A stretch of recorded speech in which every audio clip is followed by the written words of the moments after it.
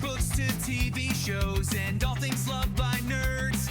We'll share just how we rate them from our favorites to the worst. Poking fun at toxic fandom, so we'll kick this into gear and see what's on the list today. Let's discuss some toxic tears.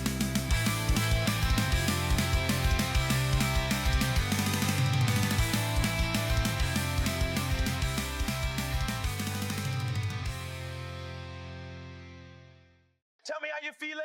And we'd go, fantastic, terrific, great. Oh yeah, strong juice, baby sucker. I feel wonderful. Right on, right on, right on. Juice, juice, juice, juice, juice. I feel great. I feel great. Ooh, wah, wah. Let's kick some ass. Kick some ass. Who's number one? We are. Who's number two? Who gives a fuck?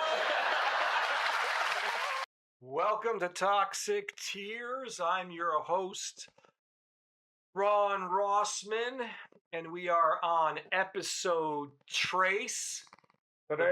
Trace, that's all the Spanish I know.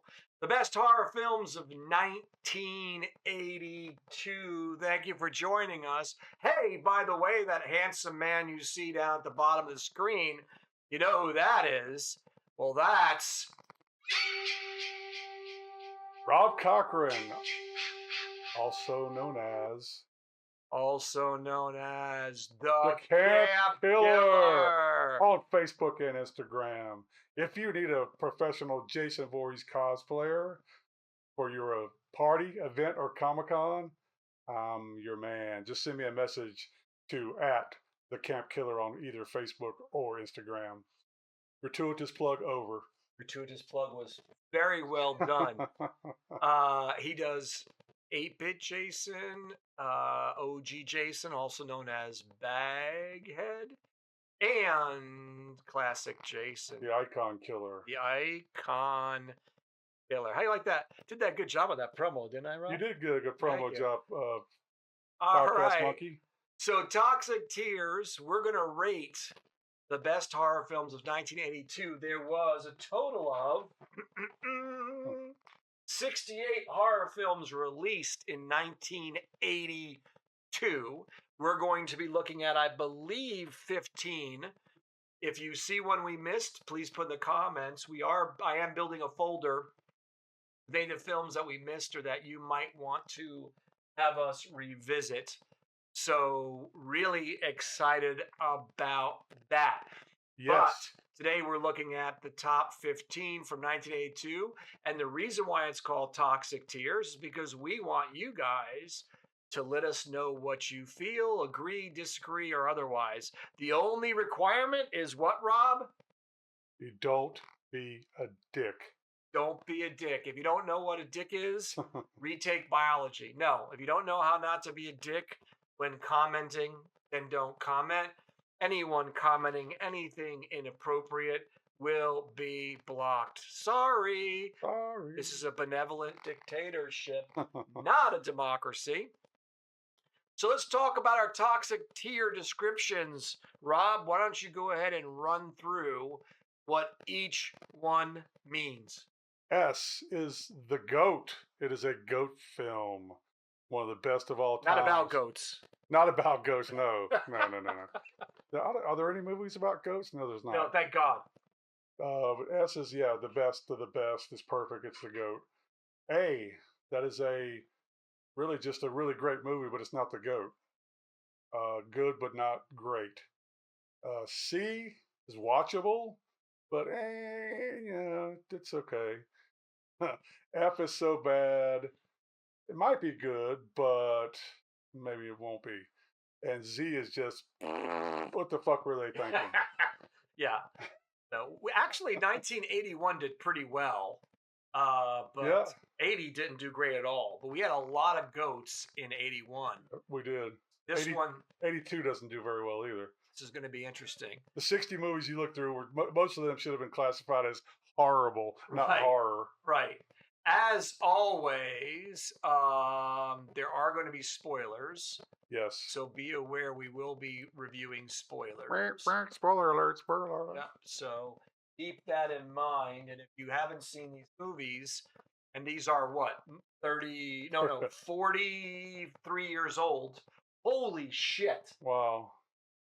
Holy 43 years old. shit. Thanks for making me feel even older, Oh my Ron. God, 43. So, Appreciate it. spoilers. Also, please remember, Rob and I try to watch all these movies from start to finish, but sometimes we just don't like the movie and we want to Correct. have a quick rundown. So, we check out some of the greatest YouTube movie channels out there right now. All of these are located on YouTube at Fanboy Flicks. Absolutely hilarious. Covers cult classics. Absolutely enjoyable to watch. Minty Comedic Arts, our friend from down under, the comedian from Australia. He covers a lot more of the pop culture movies, Rob, Yes. like Back to the Future, all that, but does a fantastic job as a top 10 list he goes through. The Bad Movie Bible, they do collections as well as individual movies, like what were the best Alien knockoffs, Terminator knockoffs, James Bond knockoffs. Brandon Tenold, I love him. He's my go-to. He is He is my go-to. These guys do it so much better than we do. Yes. And Brandon is the king. Dead Meat, if you're looking for the kill counts, he does a very quick movie review and then highlights the kill counts. And finally, someone who I just learned about last week, the Horror Geek, he's also very funny. Very funny. And covers some of the more obscure horror films of the time. So one I could add to that, I just came upon him. It's creature movie reviews. He does a lot of mostly just creatures, not horror, but creatures, and he's pretty good. Yeah, I'll add him. Absolutely. We want to promote our fellow YouTubers. All right, guys. So without further ado, we're going to talk about the first movie of the night, which is... It's the first, but it's not the best. It's Night Beast. The Night Beast. Ugh. Oh, so funny. Ugh. This movie is... Well, let's take a look at the trailer first. Let's look at the trailer. Do we have to? Yep. Oh, hold on. Pauses. Something went wrong. Always something. It's always something. I think it has something to do with the operator. Lock that up. Let's get back going. So, Night Beast. Let's take a look at some fun facts. The alien creature was designed by John Dodds, whose later credits included Poltergeist 3 and Ghostbusters 2. J.J. Abrams.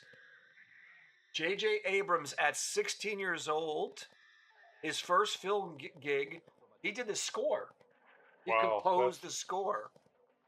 And director Don Dohler shot extensively in Perry Hall, Maryland, reusing cast and crew from his 1976 film, The Alien Factor. He also did a film called Galaxy Invader. All three of these films are pretty much the same film. The budget was $14,000. The price should be less. His box office gross was $43,000 in today's dollars. So that today it would have grossed 43. So this was a bomb. Huge bomb. There are 10 confirmed kills in this film. Most of them are vaporized by bad special effects. And what do they find out, Rob, repeatedly? He is impervious to bullets. Yeah. But they keep shooting him. Yep. This was featured in Red Letter Media's Best of the Worst. Wow. Best of the worst. Fucking terrible. Look at those amazing special effects. And they electrocute the creature at the end like they do in The Thing. Rob mentioned that in The Blob. Yeah. So, originality. Yep. Not so much.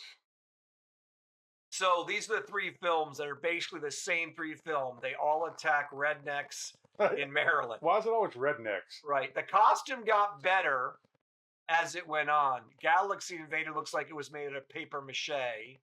Night Beast is the best costume, but the mask is horrible. Rob actually asked how he ate. Yeah, look at that mouth. How did he get anything through those teeth? Exactly.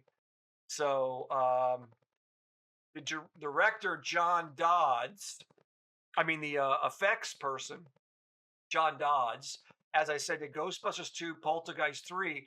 He also did the effects on Alien Resurrection and Death Becomes Her. So, somewhat of an impressive resume.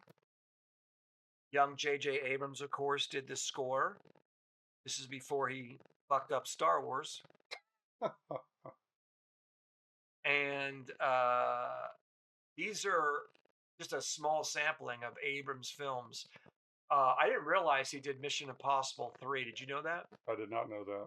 He did the 2 new Star Trek films. Super 8, which actually is awesome. He also did The Force Awakens and the last, and was it Skywalker or whatever the hell it was? Rise of Skywalker. Right, yeah. It's too stupid to mention.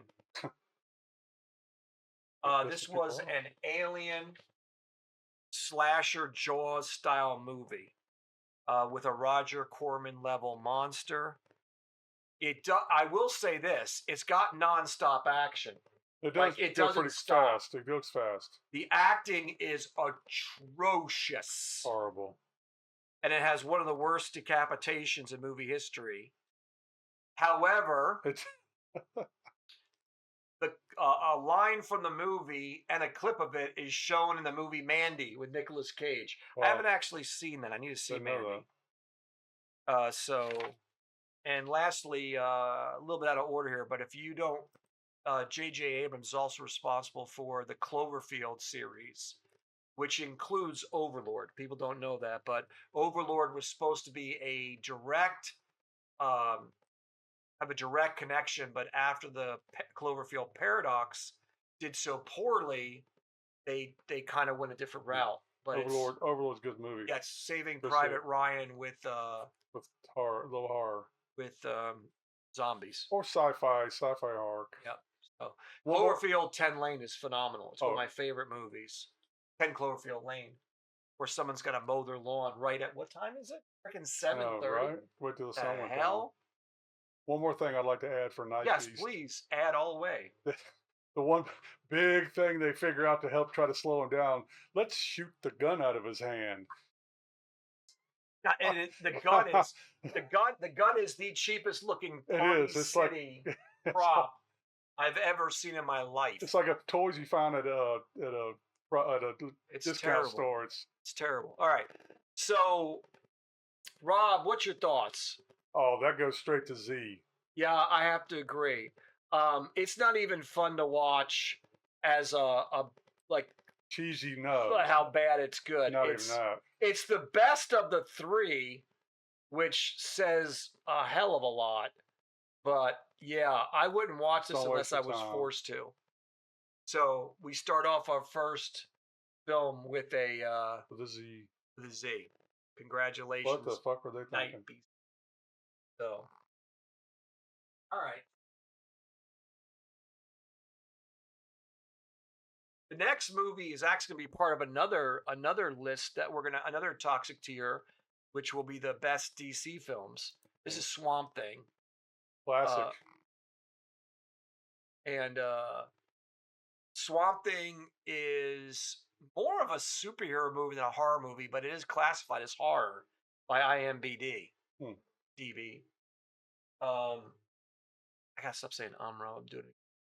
Stop it. Rob, do you think this is a horror movie? I think more sci-fi than horror. I think it's a comic book movie. It's a comic book movie too, yeah. I mean, it's got monsters. It does. Right? It's got a little jump scares. Mm-hmm.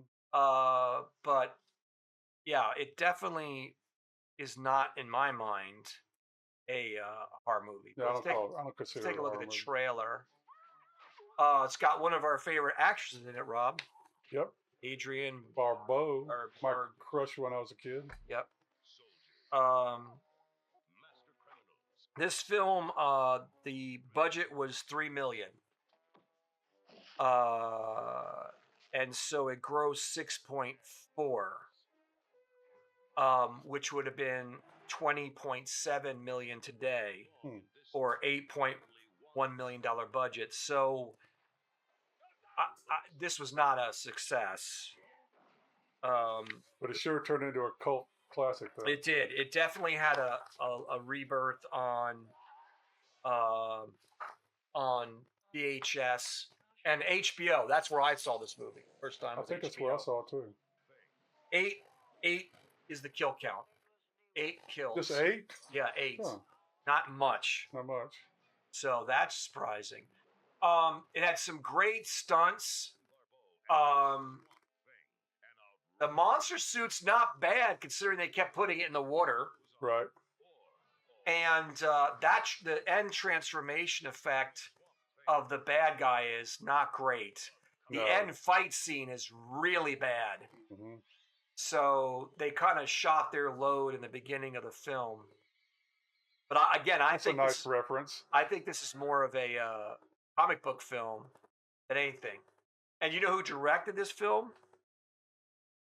Who did direct this film? That was Wes Craven. Oh, okay. Wes Craven. Wow. We did this, I think it was, we talked about Deadly Blessings. These are all the films. Wes Craven shows up a lot in the 80s.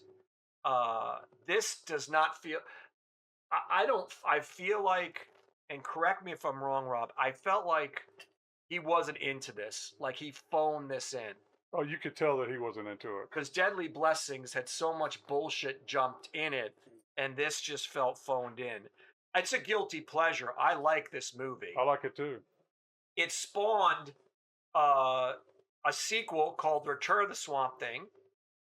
It also spawned a series, 2 television series, one that only lasted 1 season. That was really good. It was on the CW. Mm-hmm. Never saw it. And it got pulled because of that whole DC merger. But it was really good. It was really, really good. And then a cartoon. So despite the fact it pretty much bombed, I think because it was a comic book character, it did have a life. And as you and I talked about, it was on HBO. That's where I saw it. It also, believe it or not, spawned a toy line. Oh, I'm sure tons of toys. Yeah, and these toys are fairly collectible now. They're especially in package. These are not cheap to find. So, but that was Swamp Thing. And one funny thing I found in the Yeah, movie please, go ahead, Rob. Yeah, is he's a brute through the whole thing, just manhandling people. Well, how are they able to catch him? With a net. yeah. Grenades didn't work or anything. There's also a really stupid. This is the one where they. Oh no, that's the number 2 is when he gets blown up and appears in the tub. It does say Craven was proud to deliver the film on time and on budget. I think that's the only thing that Wes Craven was proud about this film. I think he did bare minimum with the rest. But it did have a renaissance on HBO and on VHS. I personally think HBO saved a lot of these films. Yes. I don't think they would have even been seen at Blockbuster had it not been for HBO. Oh, HBO is groundbreaking for movies. I'm going to give it a C, Rob. I think it's fun. I was thinking A just because of the cult, how classic it is. That's as big a interesting. following as it has. I don't think it meets the criteria for effects. The suit looks like a suit. Yeah. I just don't think. I think the highlight of the film is Adrienne Barbeau. Yeah, she is. That's her name, Watchable. I think I agree with that. I'll go with C. I was just thinking along the lines of how No, it definitely has a cult following. No doubt. No doubt. All right. Hidden World. Now we did miss, and we'll be on our Misses episode. We missed Galaxy of Terror. This followed Galaxy of Terror. And this has one of the most interesting stories, a Roger Corman film. It was rated R. Its budget was $1 million at the time, and it grossed $4 million. Adjusted for inflation, it was made for $3.2 million and grossed $13 million if it was adjusted for inflation. It has 6 confirmed kills. This film what Corman's main focus was nudity. I'm not lying. That's that always was his that's focus. always his main focus. His focus was nudity. He loves nudity. He wanted more nudity. boobies. And the director, who had been an editor for Corman, who had a stuttering issue and overcame it, wanted to make it a dark comedy. And Corman said no. Under no circumstances, he wanted it to be horror.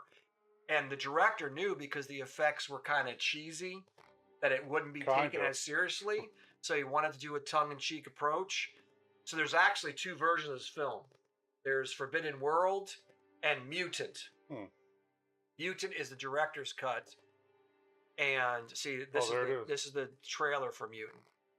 Mutant has more of the dark humor in it, where Forbidden World is much more serious. It also is shorter.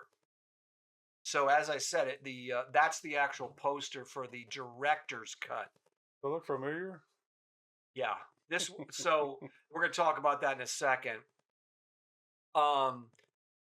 So what happened was the director wanted to make a movie, and they had the Galaxy of Terror set. So Corman said, "You have the weekend.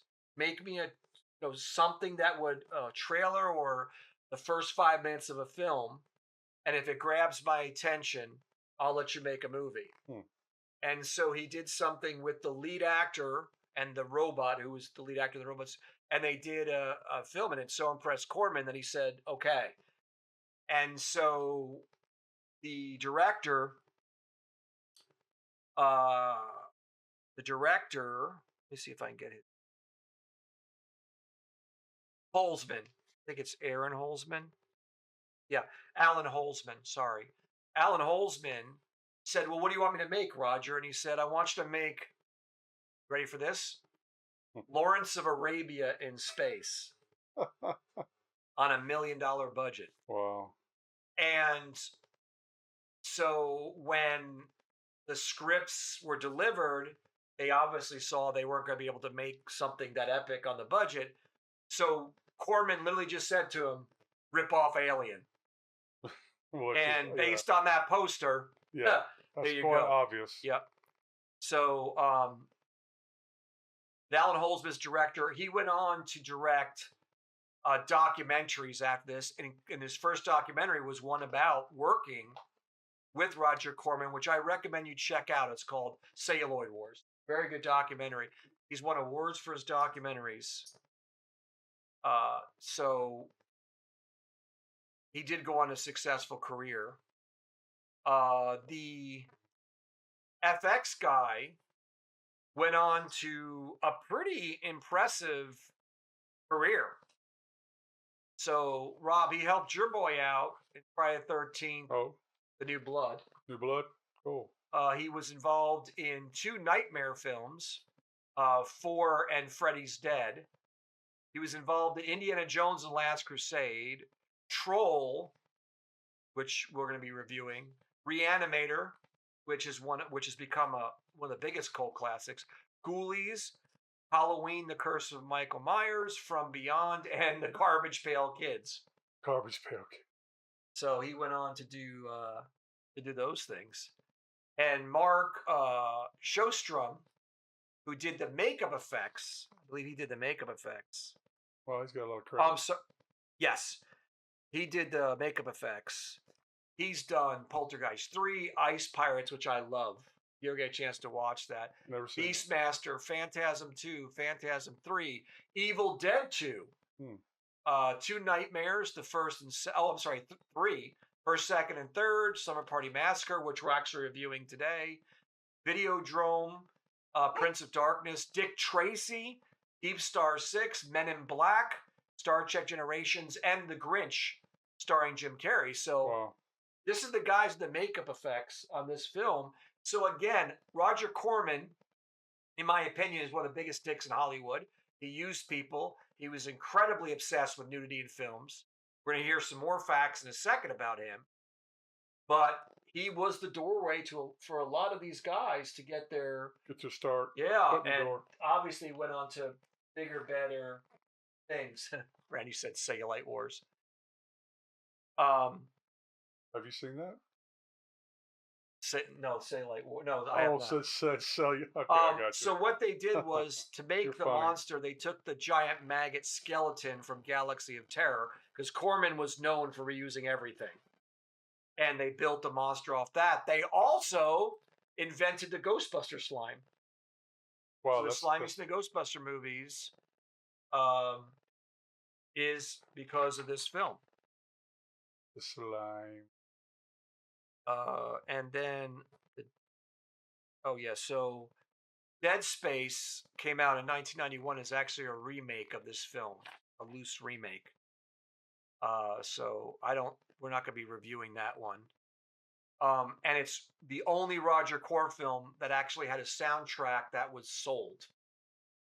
That's pretty impressive.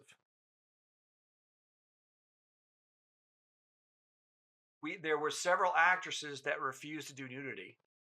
And so what Corman did was he told the director to go out to Times Square or wherever they were, find the ugliest prostitutes they could find, bring them into the studio and say, this is going to be your body double.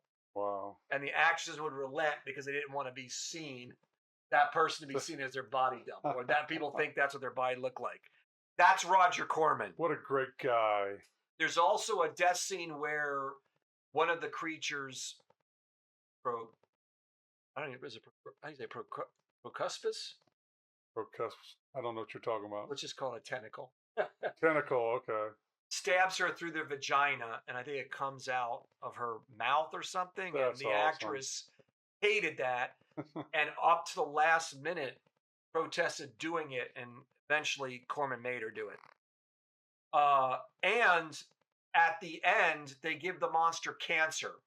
That's how they kill it. So death by cancer. Death by cancer. The chemicals they used to create the acid vomit that came out of the monster's mouth was caustic and would burn skin. So really several would. of the puppet operators got burned, which is interesting that an Alien ripoff has an alien that spits acid blood. That's real acid. That's interesting. Corman, when he saw the original cut, the mutant cut, was so angry because the audience was laughing, he stormed out and said, although he loved the nudity, of course he did, he thought it was the worst screening he ever saw. And an audience member happened to laugh at a certain moment, and Corman struck the audience member, slapped him, to which the audience member got up and almost wrecked Roger Corman. I'd have killed him. So again, you wonder why I think Roger Corman's a dick. There you go. He couldn't handle the truth. Lastly, the monster noises were done by the sound person who stuck the mic deep into her mouth, into her throat, and made the noises, and that's how they got the monster noises. So She deep-throated a microphone? She deep-throated a microphone. Wow. So that's a Roger Corman film for you. But, yeah, that's Forbidden Planet. Forbidden World. Forbidden Planet's actually an amazing film. Forbidden World, sorry. I did that the whole time. Rob, thoughts? Z. See, I think it's watchable if you can get past the nudity, and it's got... Well, nudity for some people would be the only reason to watch it. I think if I was judging this by mutant, I would give it an F. If I'm judging it by the Forbidden World cut, it's a Z. So plus the whole rip-off thing, do your own movie. That makes it a Z for me, one of the reasons. But if it was the mutant cut, I would give the mutant cut an F, without a doubt. So a slight improvement? Yeah. Yeah, because it had the comedy element, so you don't take the film seriously. It should have been a comedy. But the nudity, the exploitation that Corman did, because Corman started, I feel like Troma took over for Corman because they did exploitation films, but they did them tongue-in-cheek. They knew they were going to be cheap, and they treated them like they were cheap. That's the way you should do it. where Corman took himself, I think, way too serious. Very serious. It's surprising to me that nobody accused him of anything. Oh, well, yeah, I'm sure in time. Yeah. But that was Forbidden World, not Planet, Don't watch which is it. an excellent movie. Don't watch Forbidden. So our next film is The Beast Within. This film is, and it's a monster slasher. Yeah. So it's weird. The first part of the film is almost like a murder slasher mystery, and then the last half of the film, that last 30 minutes, which is supposed to be the grossest 30 minutes, most terrifying 30 minutes ever on film, is the transformation to the monster. So let's take a look at The Beast Within. And here comes the warning. Warning. Yep. So the budget was $5 million, which you could see in the transformation sequence. It grossed $7.7 million. So adjusted for inflation, for today it would be a budget of $7.7 million. So basically what it made, and the movie would have grossed $15.4 million. I don't think that's a success, Rob. You correct me if I'm wrong. No. Hang on just a second, Ron. Mm-hmm. I want to comment on one of our commenters, which happens to be my wife. Some of the best movies were ripoffs. I'm sorry, what did Friday the 13th rip off? Well, they did. I know you're not going to say Halloween because they did say they ripped off Halloween, although it was nothing like Halloween. Nothing like Halloween. So how is it a ripoff? The director said he was ripping off Halloween. That makes no sense. Oh, he just said that. Yeah. Wow. So I don't know if it's maybe because of the one lone killer, the slasher. Right. But you just stop those comments. Your wife. Just kidding. You comment all you want to. Critters? Oh shoot. Critters, I don't know what Critters would have been a ripoff? Ripoff of. Please specify for Critters what it's a ripoff of. I don't know what Critters would be. Oh, Gremlins? Is that what you're thinking? Possibly. That's what your wife said. Brandy said. I saw that, but I wonder if she's thinking it was I wonder which one came out first. I guess we'll find out when we figure out which one comes out first. I'll be as salty as I want to be. Thank you. Yeah. But yeah, so let's talk about The Beast Within. Do we have to? Unfortunately. It's based off a novel by Edward Lebye called The Beast Within. And I could bet you the novel was a lot better. If you saw this, you would think this was a werewolf movie. That does not look like what it is, which we'll talk about in a second. Not at all. But that is not a werewolf movie, although I feel like it is a ripoff of American Werewolf in London. I really feel like it's got that. You told me that, and I don't see that. Well, it's the kid in the bed who gets sick. Yeah, but I don't know. It feels. I wonder if the book was about a werewolf. It could have been. I've never read the book, so but I do feel like it's a rip of that. Tom Holland was the screenplay writer. Not Tom Holland, Spider-Man. Not Spider-Man. He has an impressive resume. He wrote Fright Night 1 and 2, the new Fright Night, which is terrible, class of 1984. So there was, he went over to Troma a little bit there. Psycho 2, which again, I still don't know why they made that movie. Child's Play. He wrote the two Child's Play movies. The first ones? First and the new one. Oh, wow. Thinner by Stephen King. He adapted a screenplay, and Cloak and Dagger, which is a really cool little film. So he had a pretty impressive writing credits. Brandy says that Critters was a ripoff of Gremlins. Okay. I'll take your word for it. I have to.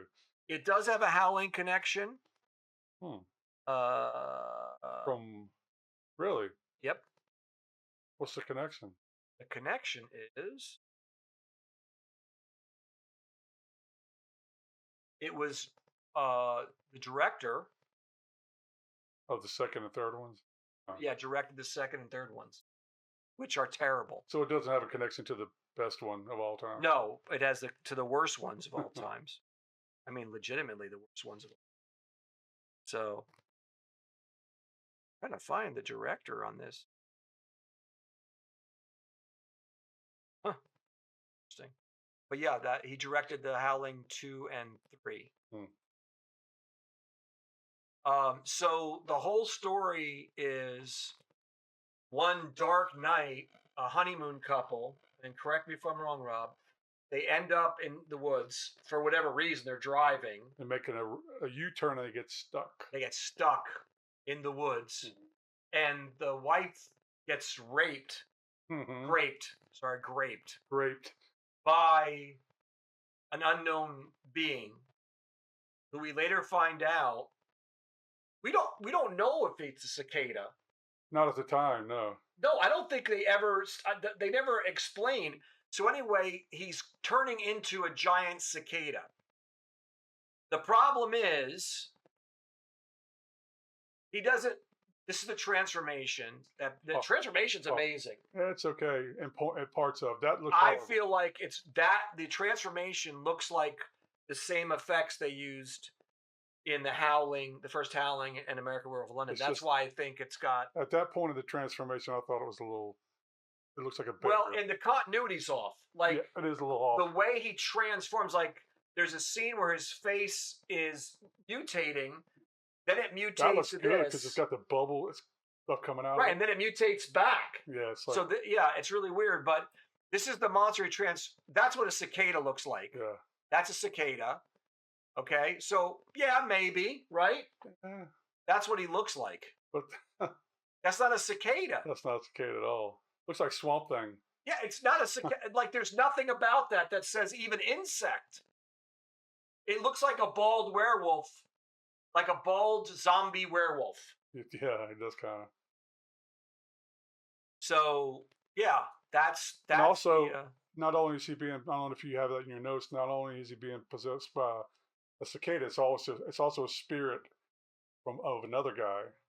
That's what's confusing. That's why it's both which one is it, a cicada or is it a was the person who attacked his mother a person who cursed him with the cicada, or was he this creature that spawned another? Yeah, it was very confusing. Not well written. So I'm glad Tom Holland went on to write better things. It was shot in rural Mississippi.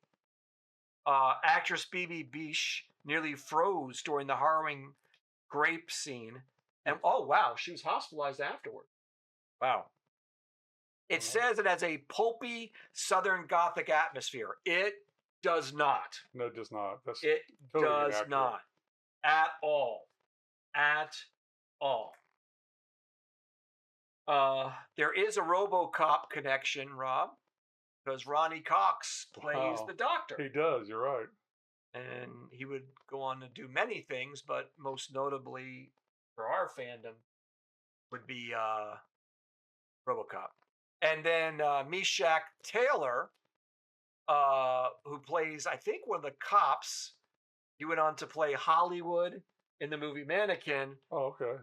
And then he went on to, what he's most known for is his work on the series Designing Women. So, again, a horrible movie that launched careers. So that's The Beast Within. Damn. That's all I got to say about it too. I'm surprised that Grosswood did. I will tell you, when I was a kid, I was terrified of this movie. When it was out in the theater, when it was on HBO, the cover of it scared the hell out of me. I never saw this film until this last week. And although the first part was interesting, the transformation, as Rob and I pointed out, was inconsistent in what was happening. It's like they threw everything at the wall. Yes. And then after that, doesn't she kill him by stabbing him? Yeah. I mean, it's the most anticlimactic. Very anticlimactic. I don't know, Rob. You make the call on this. Oh, it's Z for me. Oh, okay, I agree. I don't even have to think about it. It's and you talk to horror fans, and they say, "Oh, you got to see The Beast Within." No, you don't. You absolutely do not. We're not doing so hot, Rob. In 1982. Not so far. Damn. But we got a couple coming up. And guys, again, please comment. Brandy can't carry you all. Her back's going to get tired. That's right. So if you disagree or see a movie that's not on the countdown, please let us know, because you're the ones that are going to make this fun. And honey, make Bryce watch this as well. Slumber Party Massacre. This is a fun one. Feminist, not lying, the first feminist slasher film. Mm-hmm. And I got to tell you, cinematography-wise, editing-wise, it's a good-looking film. Yeah, you're right. I agree. It's a good-looking film. With that part of it. So let's take a look at the trailer. The budget for this, Rob, guess. 500,000. 220,000. Wow. And it grossed 3.6 million. Now I think that's successful. That's pretty successful. Was this a British film? Because the trailer says something British. It might just be the trailer. Might have been. So adjusted for inflation, it would have cost $3.6 million today to make, and it would have grossed $12.8 million. Yeah, that's a success. Still not bad. Again, this film, I think, got its second life on HBO and on VHS. There are 12 kills. Pretty impressive. Not bad. And the film has a lot of passive feminism in it, and it's based off a virgin's fear of sex. Yes. And obvious by the drill. There's even a scene where he's standing up. I couldn't find a clip. He's standing over the girl, and the drill is like between his legs. I mean, let me think about it. I'm going to go kill a bunch of people. What's the weapon I want to pick up? A 6-foot-long drill. Yeah. But this was a feminist. It was supposed to be a parody of slasher films. I don't think it's a parody. I think it's a tongue-in-cheek slasher. Yeah. There are some pretty good jump scares. The killer is not anything special. It's just a guy with a power drill. Average guy. Yep. So, but it looks good. It's a good-looking film. Now, a lot of nudity, of course. And it's funny, for a feminist film, there's a lot of nudity. And the director comments on that because she wanted to get the gig, so she put the nudity in there.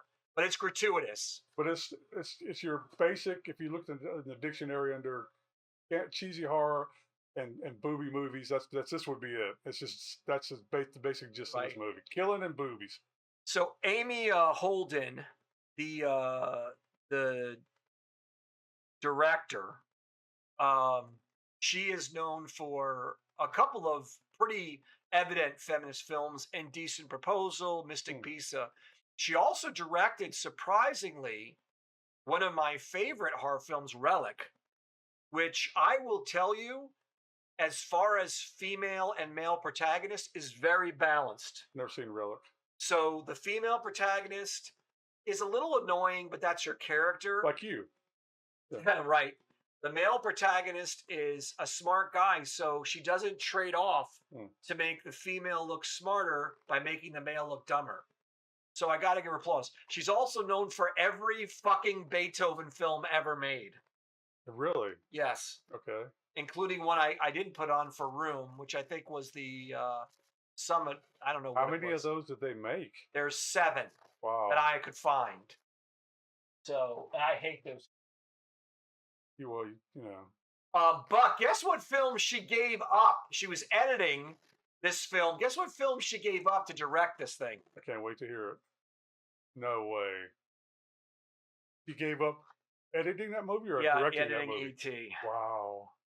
So, but the writer was a lady named Rita Mae Brown, and she did write it as a comedic send-up to slasher. So a lot of women also on the staff, as well as this was a feminist movie. I didn't. That's a good question. I should have researched. It probably was. That was a good question. I will say too, the characters are. I wouldn't call them. I put in my notes fleshed out. I wouldn't call them fleshed out. I would, but they're definitely more developed than most horror films. I don't mean that because they're nude. Right. But as far as characters, so just Well, it's a got little that joke mean. It's there. got the mean girl vibe too, because there's one girl that they all pick Yeah, on. yeah, And, it's got the Mean Girl vibe. Definitely. There was an Oscar-nominated cinematographer who did the filming. Look at this guy's record, Rob. Holy This is what this crap. guy's Raging Bull Taxi Driver, oh, which I think he made before he made this film. hmm. The Godfather. He was a Wow. cinematographer in The Godfather. Was he really? Jaws, Wow. The Fugitive, All the Right Moves, Lost Boys, Space Jam, Scrooged. Well, that tells you why it looked good, as Yeah. far as the cinematography. But I is, mean, yeah, that's exactly why. Uh, I don't know if you call it Oscar level, no, but it looked good. It did It look good. looks good. So, and it launched the first slasher trilogy that ran from 1982 to 1990. That was written and directed by women, and later spin off in sister slasher franchises. There was also a reboot in 2021. I haven't seen it, but the killer, Yeah, Basic Joe. which I sometimes think is scarier because it looks like the guy who could be next door to you, which is frightening. But I do think the kills are weak. What do you think? I don't think compared to Jason, compared to Freddy, Oh, they're compared very to, I weak. don't think they're kind of weak. Especially he decapitates somebody, Right. like quickly with a drill. How do you do that with a drill? But Yeah. they're On top of that, there's a scene where the next door neighbor is on a snail hunt. yes. He's hunting snails. That was the plot device. Thank God that trope was never used ever again. He's hunting snails. There's also one scene, if you guys are very quick on the pause button, if you watch this, when she's attacking the killer with a poker, that it's rubber, It hits so him it on the back, bounces it off. bounces. Yeah, you saw that. That was pretty good. And there were two guys in this movie that came over to scare him at the party. Did absolutely nothing to help them. No, Nothing. I think the grossest scene was the pizza delivery guy with the eyeballs. With the eyeballs, out. both his eyeballs out. Yep. So here are the sequels that are direct sequels. There's the remake, and there was a second and a third one. I do remember the second one more than even this one because it was the guy with the guitar that had the power drill in it. Oh, I had it. Yeah, that's where I They recall continued the drill concept. Yep, I never saw these films because they came out when I was very young. There's no way my parents would have allowed it. I actually, the first time I saw this film was this week. But I do remember I thought the guy with the guitar, the power drill, was in the first film. It's not. I can't believe they kept that weapon. It's interesting. You got to give him credit for that. It's interesting, but it's just not a right. so, weapon. Rob, tough one. Where do we go with this? I don't think it's unwatchable.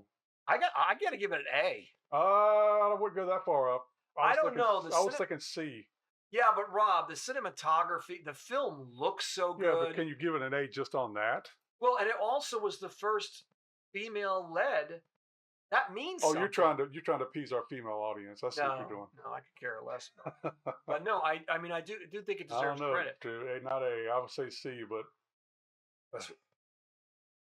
A means it's a great movie. I know, but it's not the I'm GOAT. gonna call it. I wouldn't call that a great movie. I think it's one of the better slasher films as far as the look. Oh, you're crazy. But this is cinematography alone does not, for me, give it an A. We'll agree to disagree on that one because I gave you a couple last time. The only reason you win is you have the mouse. True. I can't argue with that. So, all right, guys. Next is The Thing. Oh. Now, what can we say about The Thing? But just oh my god, the fact that this film bombed is just it has become one of the, I think, highest rated horror films of all time. Practical effects, it sets the standard. The acting is superb. The directing is superb. The editing is superb. The score with that dum-dum. I mean, that simple bass crawls up your spine score is insane. Do you know what time of year it came out? Do you have that in your notes? I do not. I just wonder if it was the wrong time. You know. Well, the it wrong was because setting. it was going up against E.T. Oh, So, and then don't forget Star Wars came out. Now, what's interesting, Rob, is Alien did really well. And yet this film did not. look how bad did it bomb? So the budget was 15 million Mm-hmm.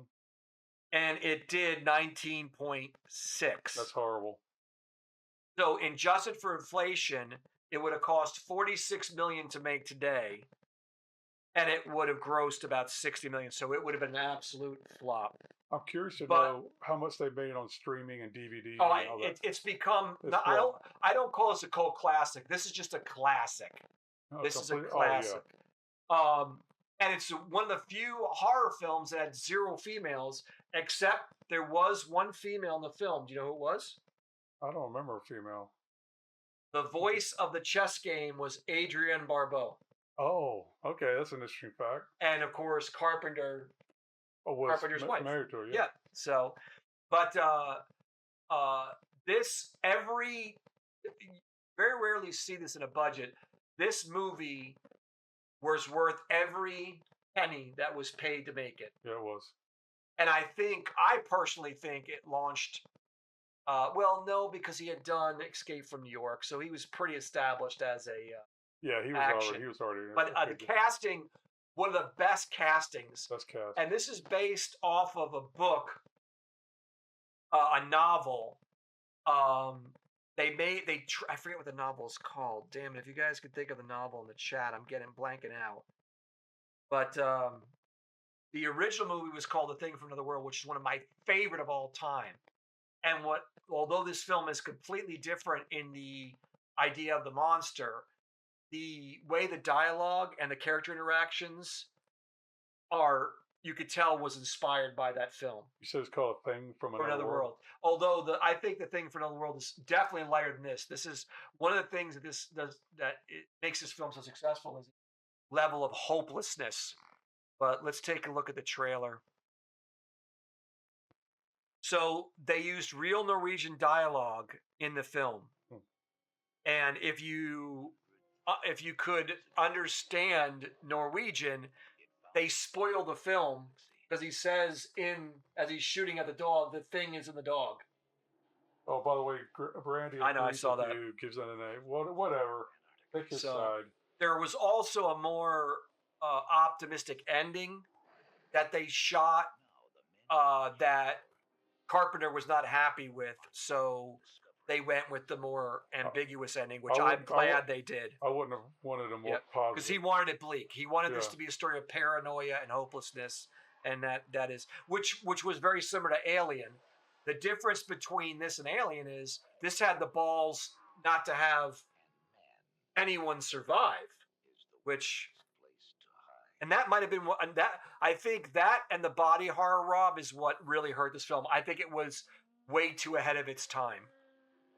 I think it was ahead genuinely of its scared time. people. I think it really, really scared people. Well, it's just the thing that scares me is that the thing can be anybody. Right. When you're dealing with a changeling, that kind of thing. I mean, you don't. It could be you, could be me, could be Yep. you It's never that know. paranoia. And the fact that if this thing got out, the world would be doomed. Oh, that'd be it. Because it doesn't matter what you do to it. Any small piece of it that survives. That's all you need. Yeah, exactly. There were 12 deaths, so a pretty sizable kill I count. thought there were more than that. This movie, there's no comparison. Movies have made knockoffs and spin-offs, but this No, is there's nothing to compare no, this movie to. it's Nothing. insane. But yes, Adrienne Barbeau That's very interesting. That's cool to know. did the voice of the chess game that McReady damages. So now I got to watch it again and listen Yeah. for that. So, but look at her list. Now, she was in The Fog, Swamp Thing, which we just talked about, Escape from New York, Creep Show, which we're going to talk about, Cannonball Run, Yeah, definitely Cannonball Run. and Great movie. Back to School. She did voiceovers in Demolition Man. She was the voice of the computer. Huh. Judge Dredd, she was the voice of the computer. She was in Cannibal Woman and the Avocado Jungle of Death, which I've never seen. She did voice in Scooby-Doo Hmm. on Zombie Island. She was the Tales from Halloween movie is a great movie, Rob. You need to check that out. Tales She's from the Halloween. DJ. Okay. She was in Argo, which I didn't know. She was in Swamp Thing. She did voices in Cowboy Bebop, American Dad. She was in American Horror Story. She did voiceovers in God of War, Halo 4, Spider-Man 2, Marvel Ultimate Alliance, Starfield, Hitman, Descent, Batman Arkham Asylum, and Fallout. I didn't know she had done all that. Did you know game. that? Yes. No, I had no idea. So she has had an amazing career, without a doubt.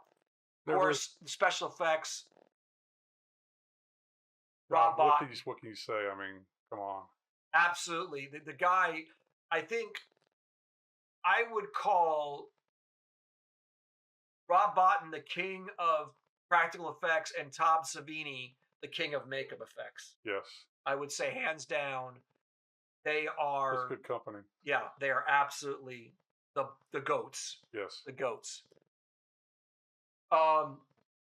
It did spawn a game, and the game answered the question of who was the thing. The original. What? The game that came out.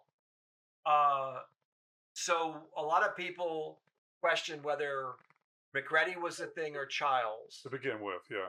The game says Childs was the thing. Really? Okay. And Carpenter, for a very long time, called this game canon. Oh.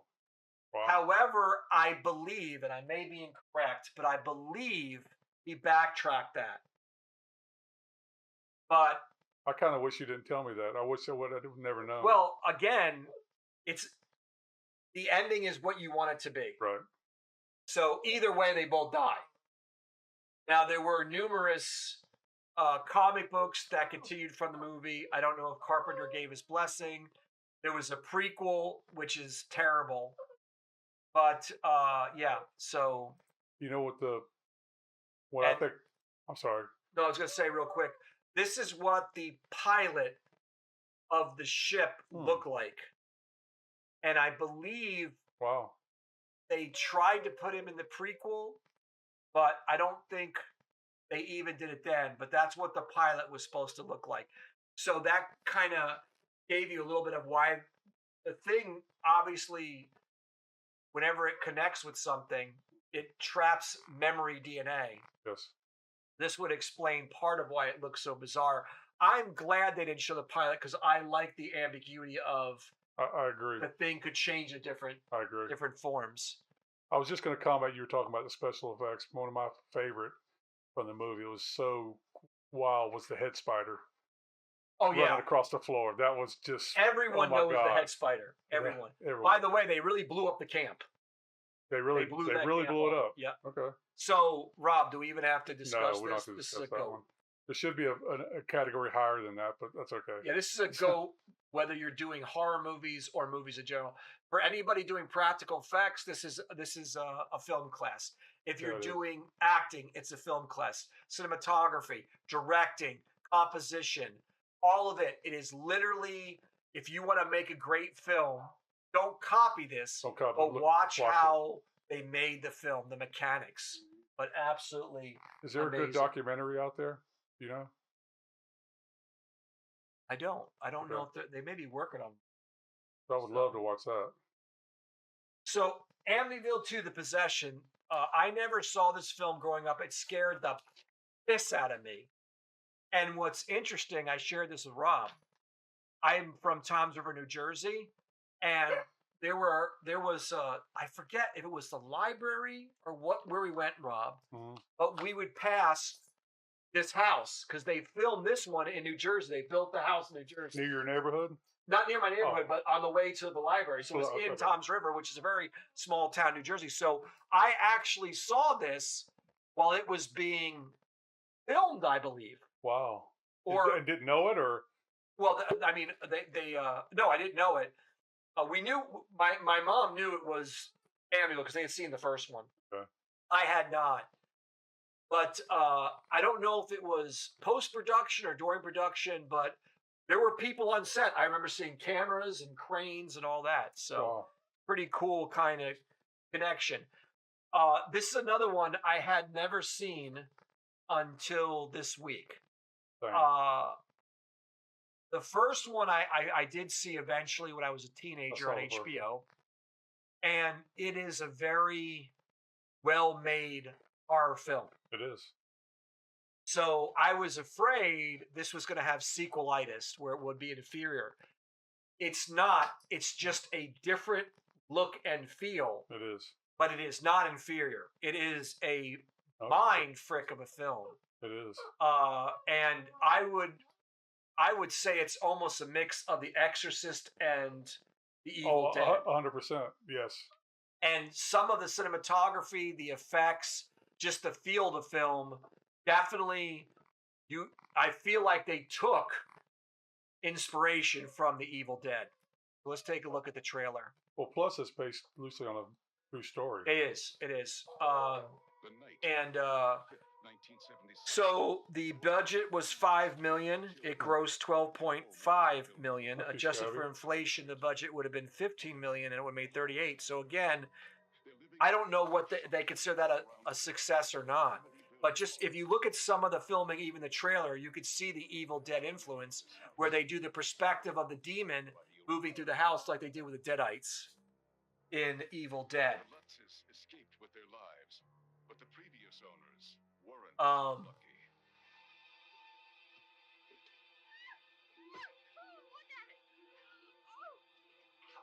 And most people call this the poor man Exorcist, or Exorcist 2.5. It wasn't that much like the Exorcist. I think the possession aspect was the only thing, and the ending with the Yeah, priest. The priest. That was definitely Exorcist. Oh, yeah. But the rest of it felt more like Evil Dead with a shotgun. So, What was in and this Paulie's in this too. Paulie! He was in another film. evil could drive the son to madness and destroy But everything. there's a lot of body horror in this too, which was surprising. There is. The possession, the manifestation of the possession, I think was influenced by American Werewolf in London. It was influenced by Cronenberg. It was influenced by The Evil Dead. This was designed to scare the fuck out of you in a more visceral way, as the first one was more of a haunted house, Haunted house, gothic kind of story. At least that's the way I feel. It does not look as refined as the first does. So, but there's your Exorcist look. Yeah, so I was pleasantly surprised. I did not think I was going to think this film was as good as it was. This is not something I'd watch over and over again. But as a first-time watch, it wasn't as bad as I thought. Rob is correct. It's based off the novel by Hans Holzer called A Murder in Amityville. Based off of the real-life murder of the DeFeo family By their son. by their son. And he claims he was possessed. Right. Yeah. The director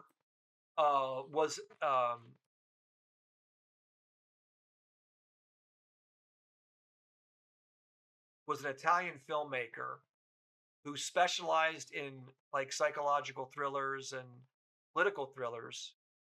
And so many people attribute the way the film was made or look to his style of filmmaking. It may be the case. Maybe he never saw Evil Dead. I don't know, Rob. Looks a lot like Evil Dead. It's definitely got Evil Dead vibe, for sure. I may be wrong, but it definitely feels that way.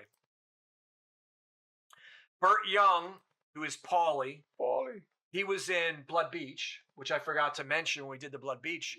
This is his second horror film that I think we've seen in the 80s that he's in. He plays the abusive father. And that only increases in the house. His Right. natural abuse becomes worse. And there was a lot of the abuse was cut out because they apparently this director went balls to the wall with it. It's too strong. There's Yeah. also another grape scene where he grapes the wife. Yes. There's also an undertone of incest that is evident in the film, but the director went much more in depth with it, which was cut. So for some reason, you guys are going to see this. 1982 was the year of incest in horror It's such a movies. hard. It Because was. this is not the first one we're going to address that has that element. There's at least 3. Are we not allowed to say rape anymore? Oh, just say grape. They'll block. Why? You can't say that word. Really? Yeah, it's. You got to say essay. You can't. Really? Yeah. Wow. So, Okay. it does have a Better Off Dead connection, which is one of my favorite movies. The girl who played the French foreign exchange student in Better Off Dead plays the sister, Okay. which I didn't pick up on until I saw that. She Wow. was also, I didn't know she was in Bill and Ted's Excellent Adventure. I think she played one of the princesses, Rob. Okay. And she was also in The Last American Virgin and TerrorVision, which we will be reviewing. But she's not the only Better Off Dead star to have a connection to horror, because we know Amanda Weiss Oh yeah. was the first girl to die in Nightmare, Nightmare. and she played the mean girl in Better Off Dead. So that's cool. Oh, Brady, that is a fun fact. Dutch colonials are often used in horror movies. Yes, and it shows up in Jaws. Oh, wow. I didn't know that. I didn't know that either. I didn't know until I started doing my research. Guys, just so you know, Rob will testify. I spend hours researching these movies. He does. So if I miss something, it's not because of a lack of trying. It's That's for because sure. there's so much information. That's why I recommend you watch some of the other guys who do it better when you're getting your full review of the film. There were sequels. Now, get this, Rob. You ready for this? I'm ready. There are about 10 canon films in the Amityville saga. Wow. If you add in the fact that it went public domain, there are up to 60 films that have the Amityville title in it that are horror films. What else could they do with it? Including, you ready for this? Yeah. Amityville Vibrator and Amityville in Space, which I think just came out not too long ago. Amityville in Space. Yep. Wow. This is just a sampling of all the Amityville. I just don't understand where else you can go with it. I mean, it's Amityville Cop. Amityville Island has a shark in it. What? That's funny. Amityville Clown House. I mean, they did everything. It's public domain. Amityville Toy Box. Come on. Too funny. So, Rob, what are we thinking? I don't think it's a goat. I think it's definitely an A, though. I have to agree with you. I'm shocked you said that, because production value, acting, it's harsh. This is not a horror film that, like Slumber Party Massacre. No. You turn off your brain. It's dark. It's dark. Yeah. And, the incest thing wants me to give it a lower rating because that's just gross. Yes. But it's designed to, he wanted to make a movie that was unsettling.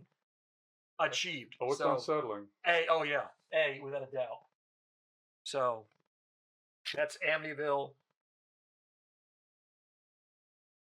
2. And I think that's probably the last one that was good in the Amityville series. Yes, I'm past the So, we're going to review the other ones. All right. Q. Now, I was excited at first about guilty this. pleasure films. I was excited about this at first because I thought it was going to be about the guy from Star Trek. I thought you were going to say, I got you excited about it. Q. Probably made a better film if it was about that. So, this...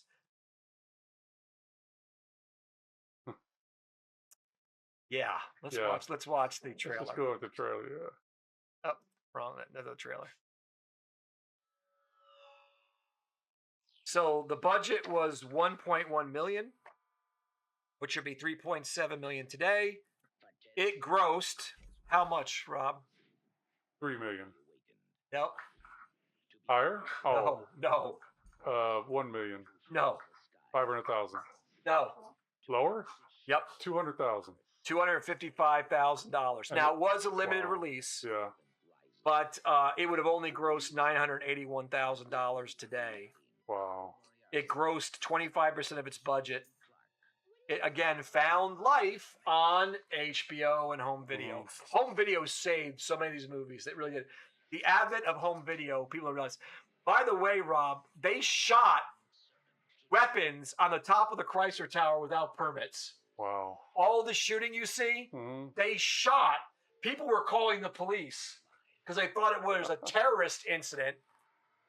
And that was the height of guerrilla filmmaking. I think that may have been the slow end of guerrilla filmmaking. Yeah. But they paid the guy of the Chrysler Building $18,000 to film. They had no idea they were going to shoot weapons up there. I don't know if they used live ammo. I hope to God they didn't use live ammo. I hope it was blanks.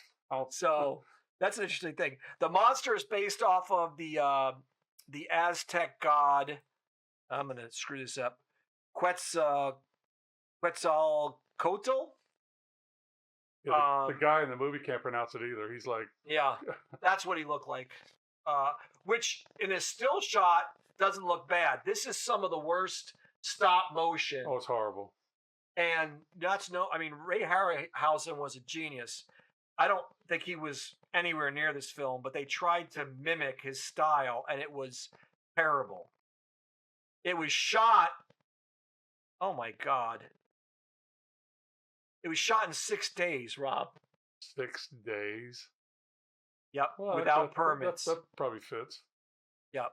So it starred Michael Moriarty, who is somewhat recognizable, mostly in Character actor. mostly in the first 3 years of Law and Order. But he played the father in Pale Rider. That's where I remember him the most. Oh, that's right. He was okay. He was also in Courage Under Fire. He also starred in The Hanoi Hilton, which is a tough film to watch. It's a phenomenal film. He was in Troll and The Stuff. I remember in Stuff. And he's, from what I understand, not the easiest actor to work with. All of his piano scenes were impromptu. He actually played? Yeah, and they added it once the director learned that he was a musician. And the director, Larry Cohen, this is what he went on to direct. He has 145 titles to his name. Wow. Michael Moriarty has 111 titles to his name. This guy has 145, so quite a impressive career, but he's the person that brought us the It's Alive series. You remember that? I do. And also Maniac Cop. Now, he didn't direct Maniac Cop. He wrote the scripts for the Maniac Cop series. But he also made Cellular, Phone Booth, and Flight Pan. And if you look at those movies, you can tell they're almost identical in the way they're filmed. Okay. So I've never seen Wicked Stepmother or Deadly Illusion, and I never seen Full Moon High. But he also did the exploitation film Hell Up in Harlem. He's very well known for that. But yeah, so and there was a total of 17 deaths. So one of the highest. That's on pretty our high. meter. Yeah. Wow. That challenges some Friday the 13th movies. It does. So that's interesting. But that is Q. So Rob, so this is a guilty pleasure of mine. I like watching this movie. I can watch anytime it comes on. I know it's terrible. Rob, I'm going to let you pick this one because I have a bias. I don't think it's unwatchable. Okay. I would give it an F. Wow, that shocks me. I thought you were going straight to No, B I on that. think it's. I mean, it's easy at the stuff, but it is watchable. Okay. I don't think you'll say, "Damn it, I wish I'd never sat down and watched that." Okay. I think Cool. it's. All right. All right, cool. Creep Show! My boy, Stephen King, based on this story.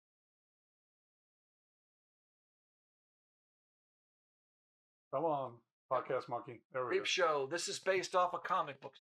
Those of you who don't know, a very good comic book series. Yes.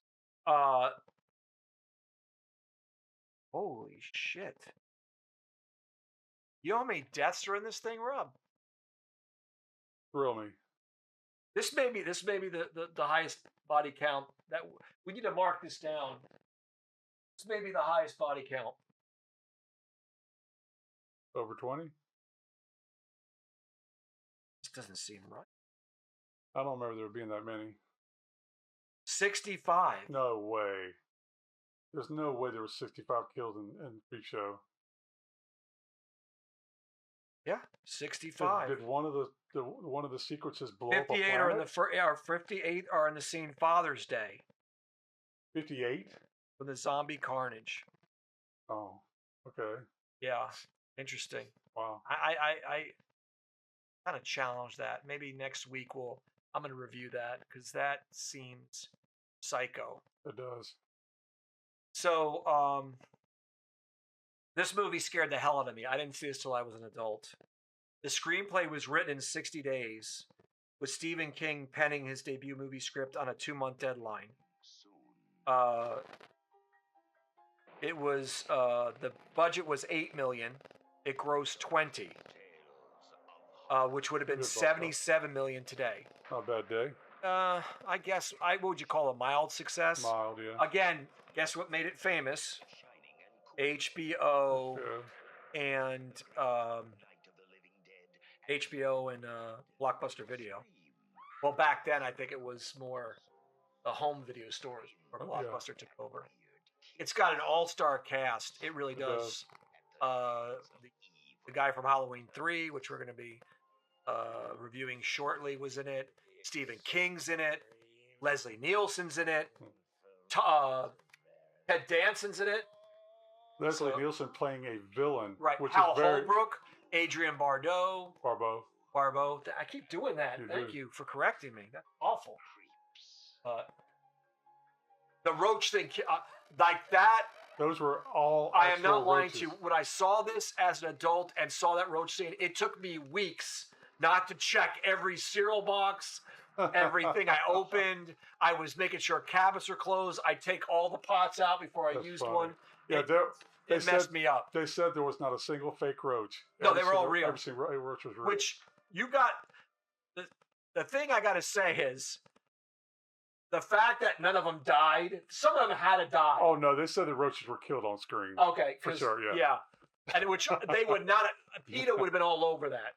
Yeah, they actually crunched them on screen. Yeah, PETA would have all over that. So, without a doubt, PETA would have been all over that. Good luck, loving on roaches. Stephen King makes his appearance in this.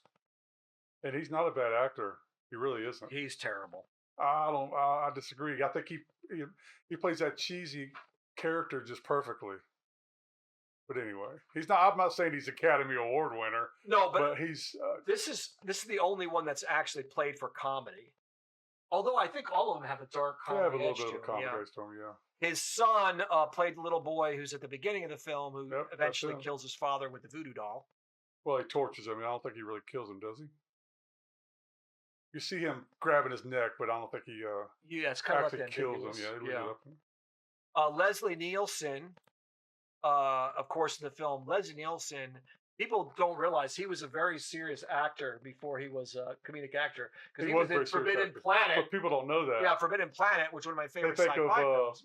Airplane, and he's just a goofy guy, but he plays a very good villain. Yeah. Very good. By the way, he is known from day one when he started doing interviews. I know what you're going to say. The fart prank. He farts. Yeah. He brings a fart machine with him. I will do almost anything I can for a laugh.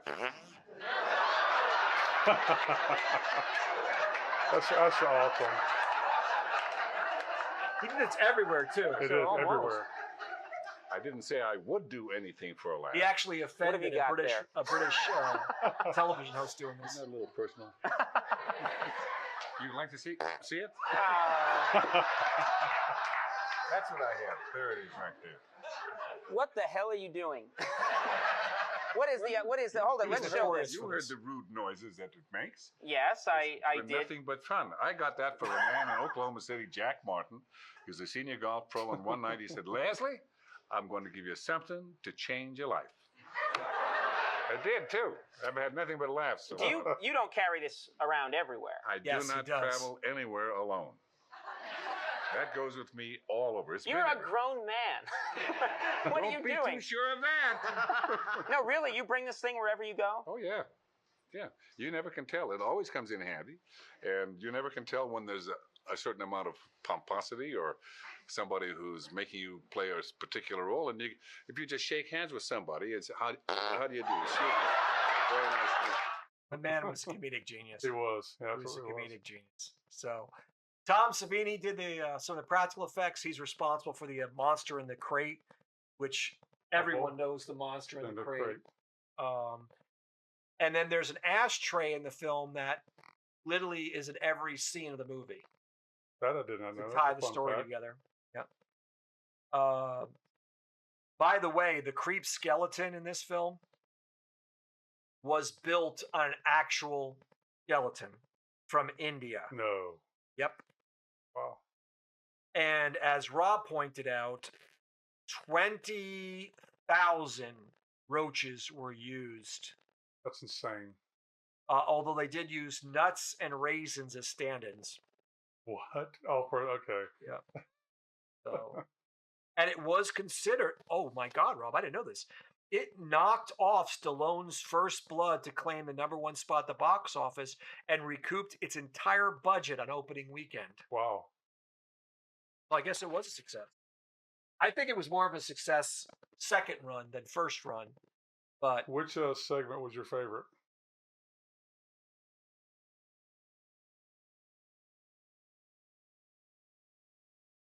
Kind of a tough choice, isn't it? probably the Leslie Nielsen one, where he buries Where he Ted. buries him up Yeah, in the just because he neck. buries Ted That's Danson. a cool one. All right, Rob, thoughts? Well, it's definitely not below A. I don't think it's a goat. Well, then again, maybe it is No, I think it's a goat. because of what it spawned and what it is, and yeah, I won't disagree with that. It also spawned 2 terrible sequels, by the way. Most goats do have sequels. 2 that suck. terrible sequels. The second one's not as bad. The third one's unwatchable, but I would call that one. All right. I won't argue. Next up is The Entity, which I call the adult version of Poltergeist. Yeah, very adult. This one is a tough watch. Extremely. This is not. Very disturbing. Yeah, this is like Amityville. You can't turn your brain off on this one. I think it's even more disturbing than And Amityville. it's so well filmed and so well acted. I think it belongs. It's a horror film, but it's on a higher level, category wise. I think it's more of a haunting than a horror film, but No, it's definitely a haunting. It's definitely straight haunting because there's no possession. Yeah. So we're looking at a $9 million budget. It grossed 13, so it was not a success, which adjusted for inflation is $28 million budget, and it made $41.6 million, which is not great. It is definitely adult version of Poltergeist. It has a much more mature, sophisticated look than most horror films.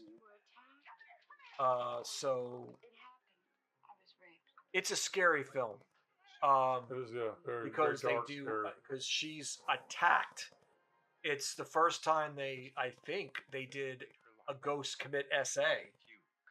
The ghost is physically assaulting her and SAing her as well. And he's invisible, of course. Right. And it happens several times in front of her children. It's very. But it doesn't disturbing. touch the children. No, it doesn't touch the children. And that's based off the fact that this is supposedly a true story or based on true events. Yeah, a woman claimed that she was raped by an entity. This is a tough watch. Very. There's only one death in the film. I didn't realize that.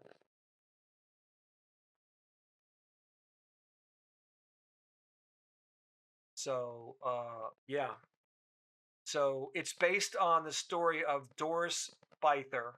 This is an actual photo from apparently there's a documentary. There's several documentaries about her. This is a photo where they apparently captured supernatural elements, like a green glow in the on corner camera, or something. right? And I think the paranormal investigators said they witnessed her being assaulted. Barbara Hershey regrets making this film. I did not know that. She because of the content. she had difficult scenes involving physical assaults with minimal stunt doubles in order to enhance the realistic feel, and she deeply regrets making this movie. I can see her This being- is a mixture of haunted house and psychological horror. yes. I would agree.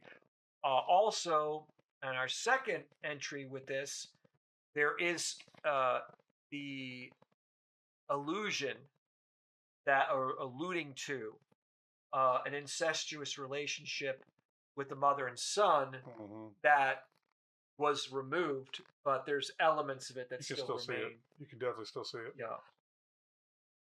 There's a remake that they want to make, but it's on a hold because of Disney merger. I don't know how Disney would make this film. I don't either. This is Martin Scorsese's favorite horror film. Wow. Yeah. And I don't disagree with him. It's a phenomenally made film. It is. But there's a Bollywood version called Hawa that was made in 2003. Again, really focuses on the essay. There was also an unreleased Atari game. A game? Yeah, unreleased. Was there essay? I wonder if there was essay in No that. idea, but they killed it. Yeah, I'm So- glad. I don't know what the hell would the Atari game be. That'd be horrible. So the movie used practical effects and creative camera angles to represent the invisible assailant. It was a challenging test for early 1980s horror. They relied on objects moving by themselves, wind effects, and sound design rather than showing a visible monster, which I think was incredibly smart. Yes, absolutely. And it was well done. This film terrified me. I have nightmares involving this film. So to this day, There was actually, I don't know if it's in your notes, there was 3 ghosts. Two would hold her down, and the third that's what would she alleges. assault her. Yeah, they allege. They don't know. No. The attacks occurred in California during the 1970s, and she was studied. The only problem is the film's realism takes a hit toward the end, where they do the mock house. It starts to go from a more serious film to a more, I don't know how you describe it, At which point? more like a science fiction film. At which point? Toward the end, when she's in that mock When house. she returns back to it? No, when she goes in the mock Oh, glass the mock, house. where they freeze it. Yes, that was That was They hokey. kind of jumped the shark with that. They did. That's why I want to give this a goat, but the whole freezing the I think ghost it's an thing. A. I was going to say A to begin with. Yeah, if you compare it to Poltergeist, I think Poltergeist is a better movie because they didn't try to freeze the ghost. So I'm going to say A. They could have cut that whole sequence out, and it would have been fine. Yeah, that actually hurts the film. It takes you out of the film. At the very end, she returns to the house, and it's actually starts talking to her, Right. and she's not scared of it anymore. And that's kind of the way they make you feel about it. But in reality, that wasn't the case. She No. fled the house, moved to Texas, and she still insists she's being It's tormented. ongoing, yeah. However, the kids in both the film and in real life were never touched by the ghost. Right, correct. Or ghosts, as Rob Ghosts. put it. Okay, next up, How basket case. about a guilty pleasure? You should be guilty for watching it. Guilty for You should be yeah. found guilty for watching it. This is a grim and gritty horror film, and the director deliberately filmed this film guerrilla style to capture the rawness of New York at the time that it does. Okay. You feel like you need a shower. Yeah, it is. After you very, see it's this dirty. movie. It's very dirty. It was shot on 16 millimeter film to give it that gritty look. So let's take a look at the trailer. It took over a year. They raised money year? scene by scene, and the director wasn't really making it to be profitable. He just wanted to make the movie, which is insane. Guess what the budget was, Rob? 600,000. No, Higher? no, Oh, 200,000. no. 50,000. Closer. What is it? 35,000, I can and see it that. made 2 million. I can see that. Well, they did good then. So this would be what you consider a hit. Adjusted for inflation, it would have been $112,000 budget and $6.4 million in dollars earned. 4 people die in this film. It doesn't have a lot of kills. No. You can tell you could tell they were shooting it scene by scene. Yes, you can. And the kills, the only kill I think that's actually kind of cool is the guy that gets ripped in half. Yeah. And the doctor with the scalpels in her face. That was pretty cool. So, the creature's name is Dwayne. Wayne. He's a Okay. puppet, and the lead actor, Kevin Van Henterick, actually was the puppeteer for Dwayne as well. Oh, that's cool. So he did both the puppeteering, and there is use of stop motion that makes Q look like Doesn't look good. a masterpiece. Yeah. They also overmodulated the scream and made it super loud, which I think is the scariest part of the film because the creature is so dumb looking. He is. That scream is really what gives him any kind of scariness. Jump scares are terrible in this. The acting is horrific. It makes Night Beast look like an Oscar winner. It has some of the worst ADR ever. It does. The makeup effects guy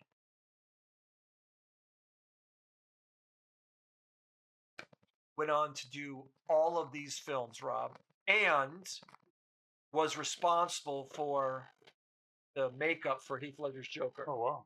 The guy from Basket Case. Basket Case. But he also did the makeup for Terrifier 3. And he did a lot of makeup roles and was uncredited.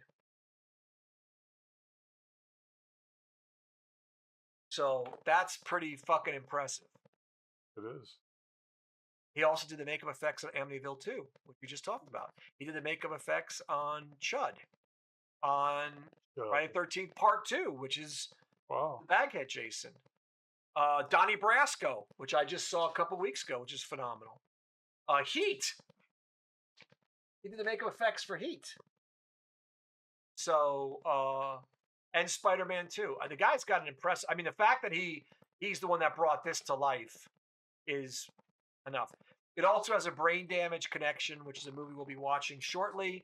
There's a scene in Brain Damage where the actual actor is carrying the basket in the actual film. basket? Yeah, so they exist in the same universe before they started doing multiverses.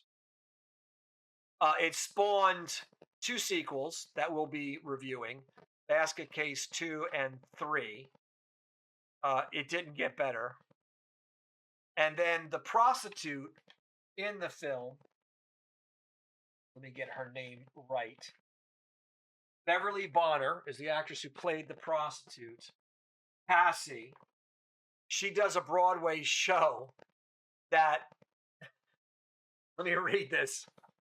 30 years later, catches up with Cassie from the film series, who is running an old age home for prostitutes. Cassie is interviewed by a college reporter, played by Michael Verratti, to find out what she's been up to all these years. There is Same literally... character? Yeah, she did a stage show based off of this character. Also, How and I about holding couldn't on to show it. something? Wow. I couldn't show it. There's a scene where the actor, where Kevin runs through New York naked. He was butt-ass naked. Oh, he was absolutely 100% in naked. New York in 1980s, which is probably one of the more dangerous things you could ever do. For a fact. Damn.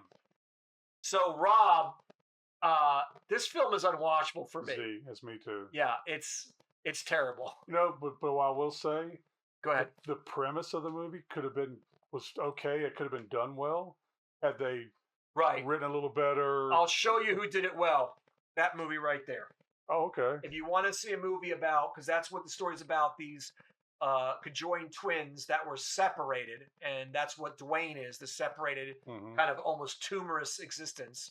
Malignant does a much better job. It's still way out there, but it actually does a really good job of it. That's why I said the concept wasn't bad, but it's unwatchable. So see Malignant instead of Basket Case. Yes. Hands down. Let me get her out. Hold on, guys. Hold on, folks. We got a We large got dog. invaded by dogs. Yeah. Go, Oreo. Go out. Yeah, Okay. she's a sweetheart dog, but she'll is. get under all of our wires and all that. Okay. All right, there we go. Next film. Now we're back at this. The incest train continues. Incestual cat Holy people. shit. What's going on in All these horror 1982? movies with incest. I don't. Was it Cat just? people. This is another movie I had no interest in seeing until we decided to review it. Literally no interest in seeing this film. Take a look at the trailer. This is the Blu-ray trailer. This was the budget for Cat People was $12 million. On what? It earned $20 million, which would have been $30 million budget today and a $65 million taken based on inflation. There are 7 kills. Some are implied and some are on screen. They're mostly caused by the cat people in their transformed state, which they turn into a cat, a panther. A Black Panther. Yeah, it's not. Don't look for any American Werewolf effect. No, in this one. it's actually a Black Panther. No. Which it does have an American Werewolf connection. I'll talk about that in a second. Okay. Kate's iconic look, actress Natasha Kinski, who was very famous in the 80s. Mm-hmm. Her transformation before she becomes the cat, which the transformation is much cooler than the end product. Yes. Required extensive prosthetic makeup and contact lenses. They say she's one of the most memorable horror heroines of the 1980s. Disputed. I beg to differ. Yep. So. And a very young Malcolm McDowell. He's so young in this movie. Yes. And there is tons of incest implied. In fact, the whole transformation process is brought on by sexuality. Yeah. If they sleep with somebody outside of they turn to the cat. They turn into a cat. So that's why they want to have. They have to have incest to stay in there. Yeah. It's very strange. It's a film that delves into the more primal, unsettling aspects of human sexuality and animalistic urges. There's no doubt about that. Which is a complete departure from the film it was based on. What was it based on? Cat People. Oh, it was like 1942, wasn't it? Yeah, this film right here. Like really old movie, yeah. And I don't even think they even delved too much into special effects on that one. So, believe it or not, though, Rob, the guy who did the special effects was Rick Baker, who did American Werewolf in London and The Howling. Really? Yep. That was the transformation part. So, when I misspoke, guys, the end result is terrible. It's just a panther. It's just a panther, yeah. Unlike American Werewolf London, where you got that really cool werewolf, or The Howling, where you got the bipedal werewolf, the transformation to the cat looks amazing, but then you get this very disappointing regular cat, which I understand for practicality. I don't know how they would have made that work without it looking like a puppet. The American Werewolf, I like to call that a bear wolf. I also didn't realize that Rick Baker worked on Star Wars and The Empire Strikes Back. Oh, wow. He also worked on all 3 Men in Black films.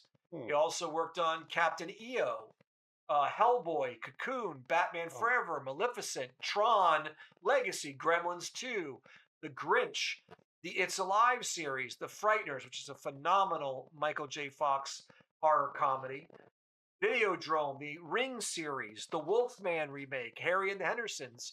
He's got a nice resume. Insane. So, I have to say, I got to add one more king. It's Rick Baker, Rob Bottin, and Tom Savini. That's your 3. That's the trinity of effects right there. So yeah, the remake was much more explicit. Paul Schrader, who wrote the screenplay, also wrote the screenplay for American Gigolo, Raging Bull, and Taxi Driver. I guess everyone has an off day. That's funny. Yeah, that's true. So, also the title song was written by David Bowie, performed by David Bowie. It's called "Putting Out the Fire." It is well known, probably the most known part of this film. People probably know the song, don't know what it's connected to. They don't know what it's from, yeah. Yeah, but David Bowie actually shows up in one of our films, horror films coming up. and he actually does a really good job. He's a good actor. Yeah, he is a very good actor. He actually shows up maybe in two, maybe two, I think. So yeah. So that was Cat People. That. Rob? It's not going anywhere near the top. That's for damn sure. I don't know that it's unwatched. Well, I don't know. It could be.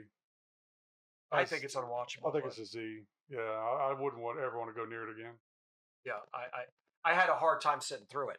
When I usually give a Z rating, Rob, it's usually also because I have a hard time sitting through it. I can't even finish it. Yeah. Yeah, I got you. Yeah. This is doing, I think we're worse than 1980 right We had two go. I think we had. Oh, did we only have one goat in 1980? Did we have two? No, we had two. Okay. I think we had The Shining and your movie, Friday the 13th. The original. That's Yeah, right. I think.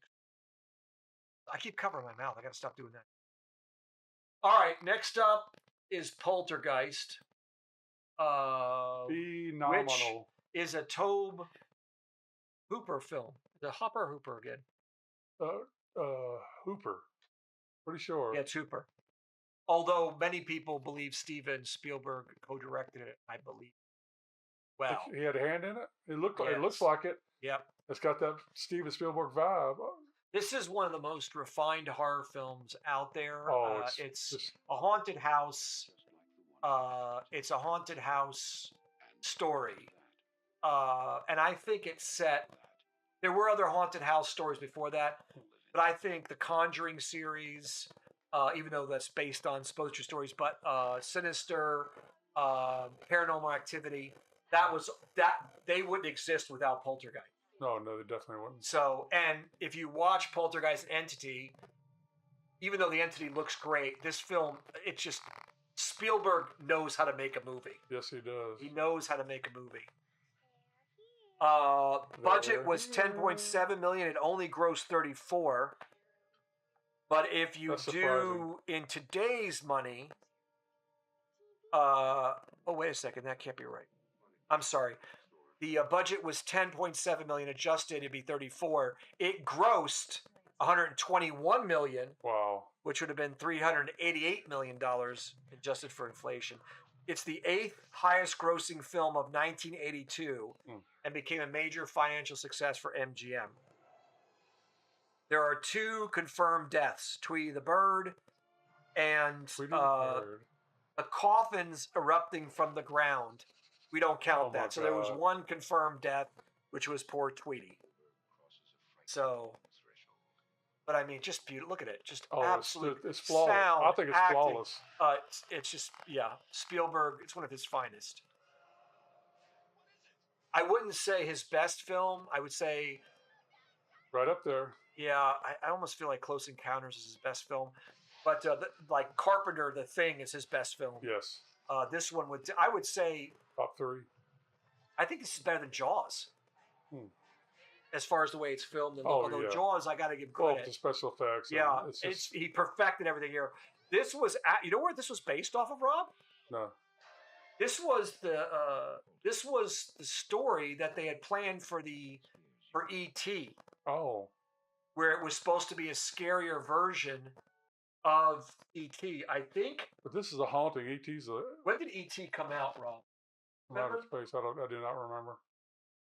Something. So I want to get this right. Because there was.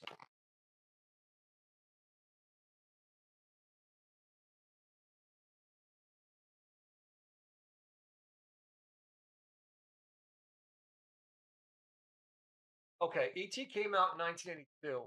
This came out in 1982. Which one was first? It doesn't matter. So the original script for E.T. was supposed to be a horror movie, if I'm not mistaken. They scrapped that for the good version. The friendly E.T. And so a lot of the elements from that is what made Poltergeist, if I'm not mistaken. Oh. That's very interesting.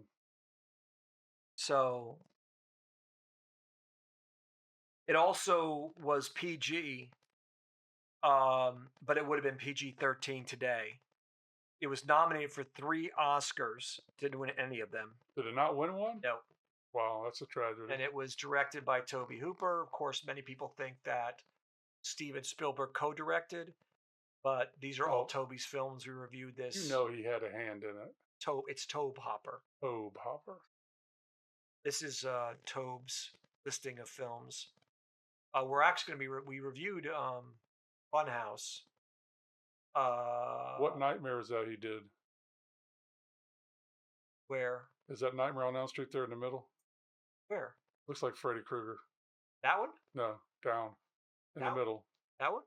with the face. It's just got a face on it. No, that's Mortuary. Okay, sorry. Looks like Freddy Krueger. I think we're going to be reviewing Texas Chainsaw Massacre 2, Life Force. We did the Funhouse. Yeah. Yeah, so, but yeah. The Funhouse with no clowns. This was the film that was infamous for the fact that the skeletons they used in the pool scene were real bodies and skeletons, and they did not tell the actress, which traumatized her years after. Where would they have gotten decayed bodies? There's companies that sell them. They were skeletons. Does somebody have to get permission for something like that? Yeah, the muddy corpses in the pool scene were actual human skeletons. That's cheaper horrible. than plastic replicas. Actress Jo Beth Williams was not told till after filming. Oh, I'd have been pissed off. Oh, That's she horrible. was. She was. Wow. There's also an apparent poltergeist curse because the young girl. Let me see where I put on this. Heather O'Rourke died after the second movie, and they actually, was it during the third movie? She died, and they replaced her with a body double. She had misdiagnosed intestinal issue that nobody could explain. And then Dominique Dunn, this older sister, was murdered by her ex-boyfriend right after the film's release. Wasn't she decapitated? Don't know. I think she was murdered. I think it. Yeah, that curse is famous. Now, the other two that I'm going to go over. I can't believe I'm looking this up. Strangled. She was strangled. She was strangled, okay. Yeah. The other two actors, the one who played the villain in the second film, and the one who played the medicine man, they did die after the film, but I believe the villain from the second film had cancer and knew it, and then the other gentleman died of heart complications, but again, they were pre-existing conditions, so they count them as part of the quote-unquote curse, but gotta count them, but I don't think that that's the case. So, let me give their name. Hold on, guys.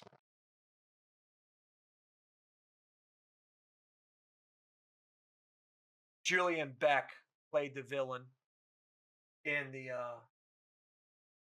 second movie, and Will Sampson played Taylor, the medicine man.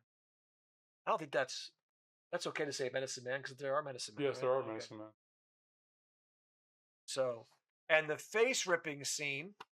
Oh, so good.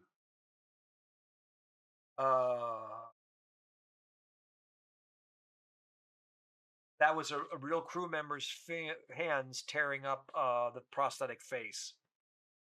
That's insane. So that good. scene made me sick. Yeah, me too. That, and wasn't there maggots in the pork chop or something like that? Yeah.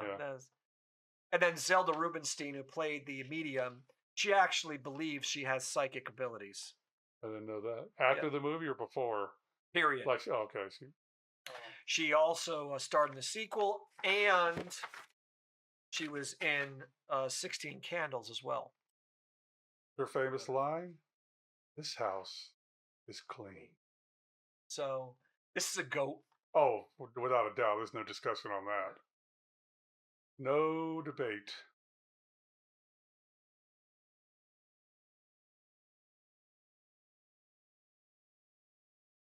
All right. That's the goat. So, still not looking great. You know? A lot of Z's. A lot of Z's.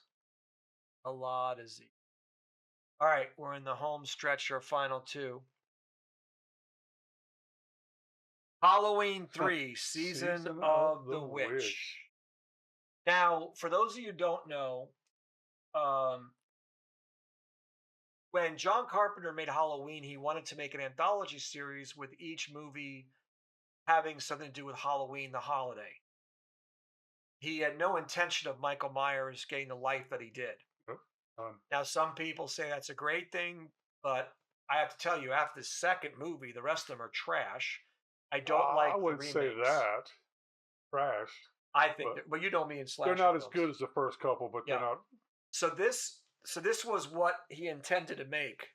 Now, he didn't direct this; he produced this. But I will tell you, if this is what he intended to make, we dodged a bullet. Yeah. And I know a lot of horror fans will praise this movie. They were either stoned or drunk when they do. It was a $4.6 million budget with a $14.4 million domestic gross. Adjusted for inflation, the budget would have been the gross, and it would have made around $48 million. Wow. There are 6 confirmed kills, so very low kill count for a Carpenter film. There's no Michael Myers, although he does show up, I think, on the television screen, and they're showing a Halloween movie, which further separates this. This does not happen, obviously, in the Halloween universe because it's a fictional film on the screen. It was originally called the Silver Shamrock Murders and was completely unrelated to Halloween until producers attached the brand to boost the sales. So Carpenter got his way, they used their script, and we got this. It was meant to be a standalone to begin with. Yes. And I think it would have been better if he just called it the Shamrock Murders. Yeah. Or Season of the Witch. Yeah. I think adding the Halloween 3 set him up for failure. Yes. Although there are certain aspects of this film, even though I don't think it's a good film, there are a couple aspects that we actually echo in your It as an homage to John Carpenter because I love him as a director. And I still think he's he is the true father of the slasher film. It was filmed in California.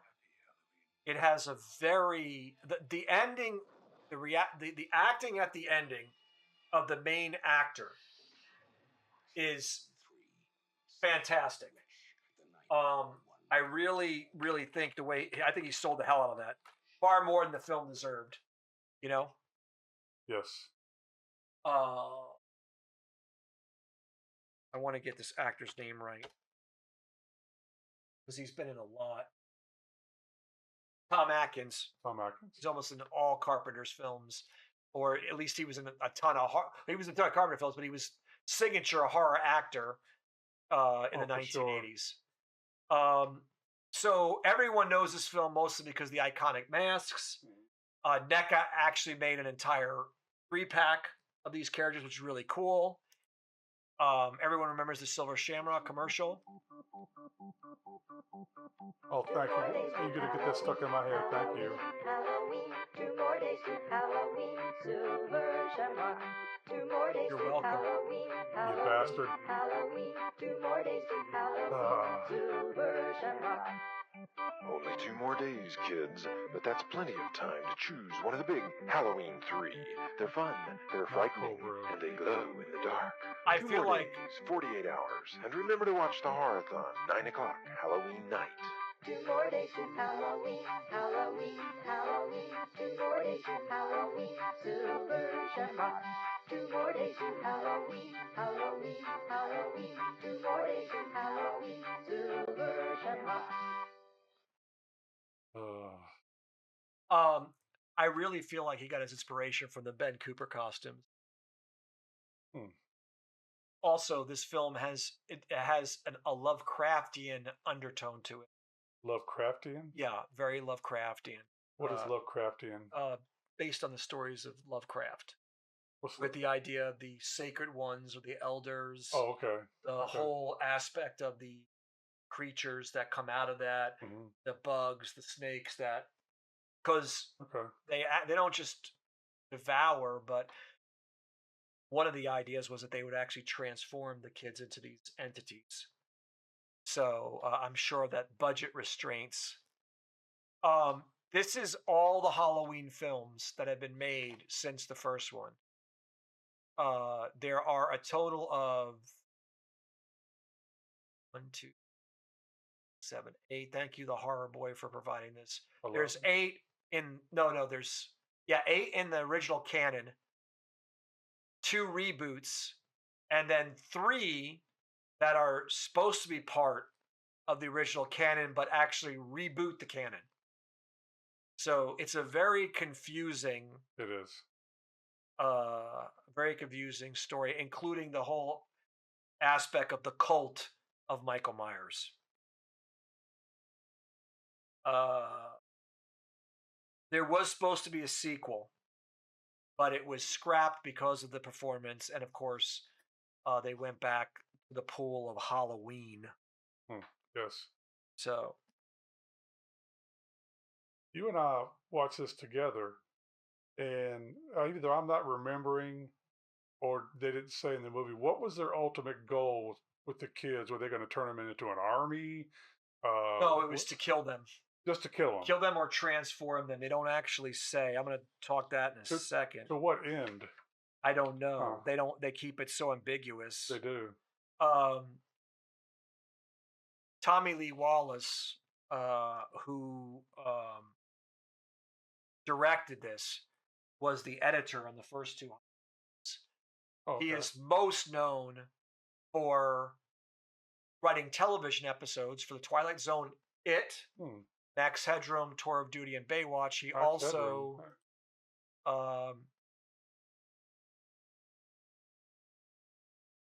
was that Fright Night? Yeah, he was, I think, the director of Fright Night. He was director of Fright Night too.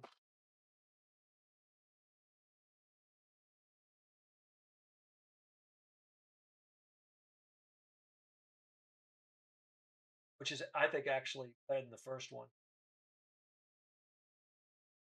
No. Tommy Lee Wallace. Oh yeah, he directed it. He directed this film. This was his first directorial film. So, which, if you compare the 2 films, you would not know that Tommy Lee Wallace directed both these films, because Fright Night is so much better.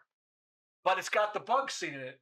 I've never seen Fright Night. Can you believe It's that? got a bug scene in it. It's got a bug scene that completely echoes Halloween 3. So there is a short story that I recommend you guys check out. You can read it online. It's called The Final October by John Squires. The Final October by John Squires. And from what I understand, it has not been disputed by the makers of this film. It's almost celebrated by them. And it does tell the story of what happens when he gets back home, where 60% of the kids have been destroyed by the masks. And then at some point, they start transforming into these hideous creatures. So you asked me a question. Non-canonically, that's where it gets Lovecraftian. They turn into monsters. So it was to create an army that would take over the world. Okay. So, and I think he mentioned that. The one thing I will tell you, though, that really pissed me off was the ending where Ellie was a robot. Yeah. Like, she helps him escape and all that, and then attacks him at the end. That makes absolutely no sense. No sense. No sense whatsoever. That's what I'm saying. There's too many flaws with this movie. Special effects-wise, it looks great. The original concept is really good. But overall, I think it's a fail. Rob, where would you put this? It's not unwatchable, I don't think. I put it as an F, but you tell me. No, I agree with that. I'm sorry. I'm going to get a lot of people, anybody of our 2 viewers There's who a lot of watch people- this, they're going to get mad because A lot of people love this movie. yeah, I don't know why. I would watch it again, Yeah. but not. You and I watched it together. I enjoyed it. I mean, it was cheesy. I just love cheesy stuff, and it was so cheesy, but there was a lot wrong with it. I think we had more fun making fun of it than. No, that's what I'm talking about. Yeah, it was fun to do that. All right. Friday the 13th, part 3. Dude, I've seen that before. This was in 3D, Yes. and I think it's much better watched outside of 3D. That's why I didn't use 3D poster. I think Rob would Although agree. outside of 3D, you can see the strings. And Oh, really? Yeah. Oh, okay, then I might be You correct. can see some of the stuff they use to make for the 3D effect. You can Right. actually see The some budget was 2.5. It grossed 37. That's not success. So in today's dollars, it would have been on a $8 million budget and grossed $115 million. So this Not would have too been a shabby. success. Of course, I don't know if you could have. Yeah, you could have made it. It was a big draw because of the 3D, but Rob just mentioned that the 3D, you could see, without the 3D, you could see a lot of the things. I do think the eyeball exploding effect looks terrible. Yeah, that wasn't too on point. Some of the other stuff was really good. The effects were low budget. They Yes. mentioned that They specifically. There were 16 kills in this film. 16 kills. Most Yep. of them happened in the barn. Yep.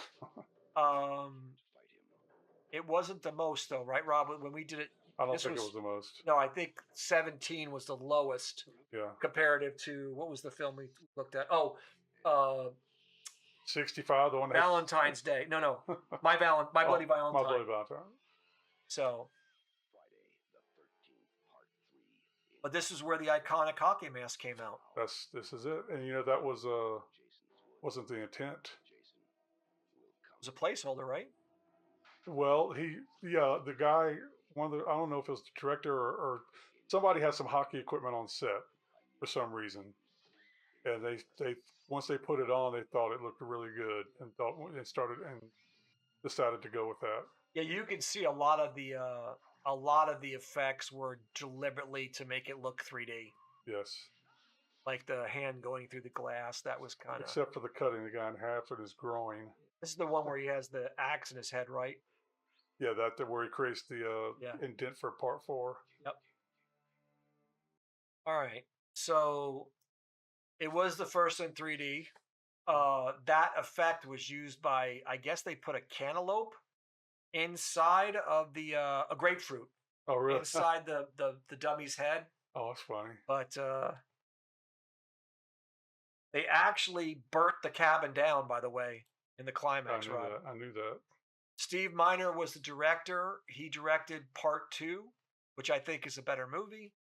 Warlock, Halloween H2O, Lake Placid, which is a great. I love that flick. It's not a great movie, but it's a fun movie. And House. So pretty. He also directed Soul Man. Oh. You know what that's about?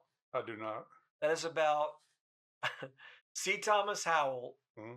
Completely rejects this movie because he wants to get into a college that basically is only he can't get in with his own grades, so he does blackface. A black only college? Gets into the college, right? Wow. Black only college. Gets into college in blackface. Wow. And it was supposed to be a film to make fun of racism. Mm-hmm. Total misfire. Wow. James Earl Jones is in this. A lot of big names are in it. Ray Dong Chan. A lot of people signed on. Leslie Nielsen's in this movie. A lot of people signed on this movie. And in the 80s, even in the 80s, I don't think it was well received. But today, you can find it, but they try to bury it. Oh, yeah. Oh, yeah. What was the other movie that Robert Downey Jr. did backface? Tropic Thunder. Tropic Thunder. That was okay. That was done. Yeah, that's the Soul Man thing. It just, yeah, it plays on all stereotypes. Like he goes to dinner with his girlfriend, and they're all fantasizing about him. The father sees him as like a thug rapper. The mother sees him as some like African warrior and like rips her shirt off. It's really, but yeah, it's not. There's no way to justify it. This film, they originally planned to kill Jason off. Did you know that? That's a bit of tidbit I didn't even know. Wow. They wanted to kill him off. I did not know that. And I think the reason why they didn't is because I think the studio said, no, you're not killing him off. He makes us too much money. The ending was stupid. Yeah. Rob, For me, again, I don't like these movies, so I would give it. Oh, it's a goat. I would give it an F No. because the An F? yeah, one because the kills are not as Am I good going as to have two. to punch you in the mouth?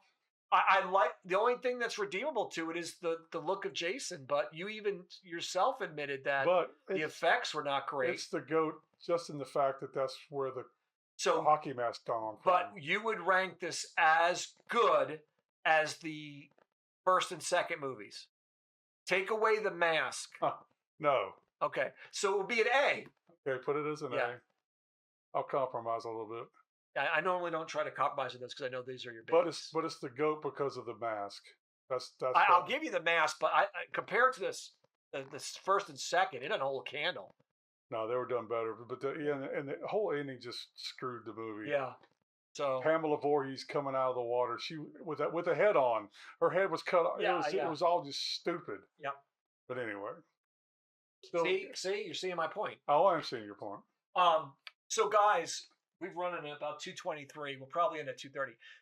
But Rob and I decided that going forward, the remainder of them are going to be, if we get Shorter. to 10 films, Yeah. we're going to, beyond 10 films, Beyond. we're going to cut them into parts. So Mhm. going forward, you're going to see episode 4, part 1, episode 4, part 2, so we can condense the time and be able to maybe spend more time on each movie.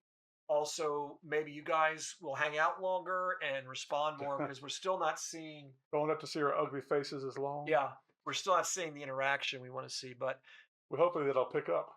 yeah, so right now our goats are The Thing, Creepshow, and Poltergeist. Mhm. No argument there. Summer Party Massacre. Rob disagrees on that one. I give it an A. I think you said C, right, Rob? Yeah, I said C. Amityville, we agree on. The Mhm. Entity, I think Rob also said a C. Am I right, Rob? No. No, A, Well, okay. just because how disturbing it was, Right. but it was Uh, well done. I kind of twisted Rob's arm on Yeah, the you did. 13th, but he would probably give it a goat status, mostly because of the iconic look. Yeah. Swamp Thing, we both agreed C. It's C. more of a comic book movie. Q, I think we both agreed to F, right, Rob? Yes. We both Halloween agree. 3, we agreed to F. And we agree wholeheartedly on the Z's. We 100%. wish there was a lower category than Z for The some Z, of these. yeah. But Night Beast, Forbidden World, Beware, Beast Within, Basket Case of Cat People. I don't like recommending people away from movies, but It's if you just our want- opinion, folks. if you want to see of any of them, I would recommend Forbidden World. Wouldn't you agree? That would Out be of the all only one. those, Yeah, yeah. yeah. So that's If you it. want to see an alien ripoff, go ahead.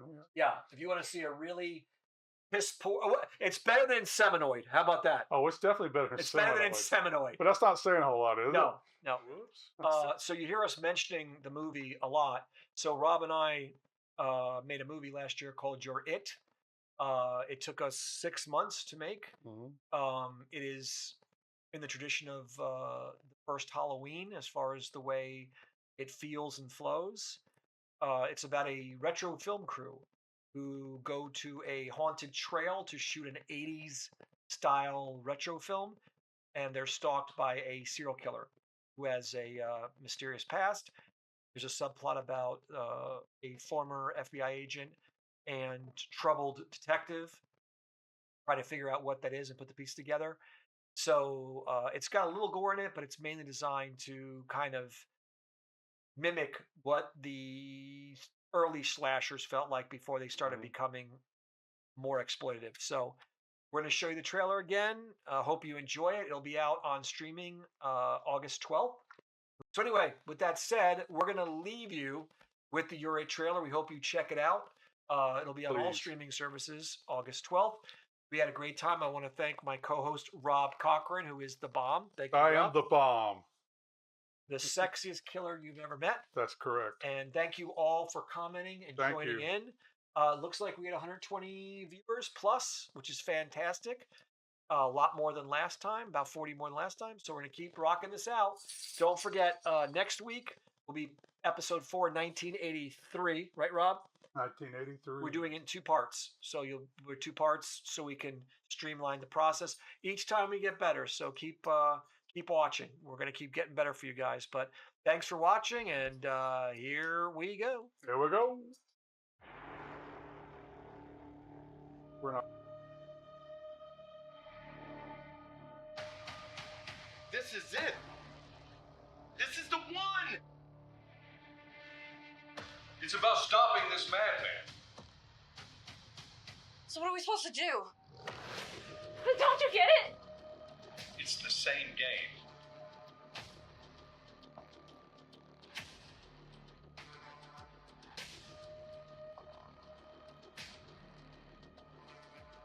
I know I failed y'all before.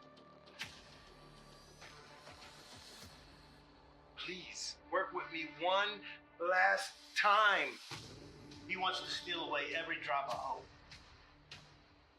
He wants to see it in their eyes before they die. So all that's left is fear. I don't know what we're gonna do. You have got to get yourself together. I need to stop this. I am the wrong person to come to for your redemption.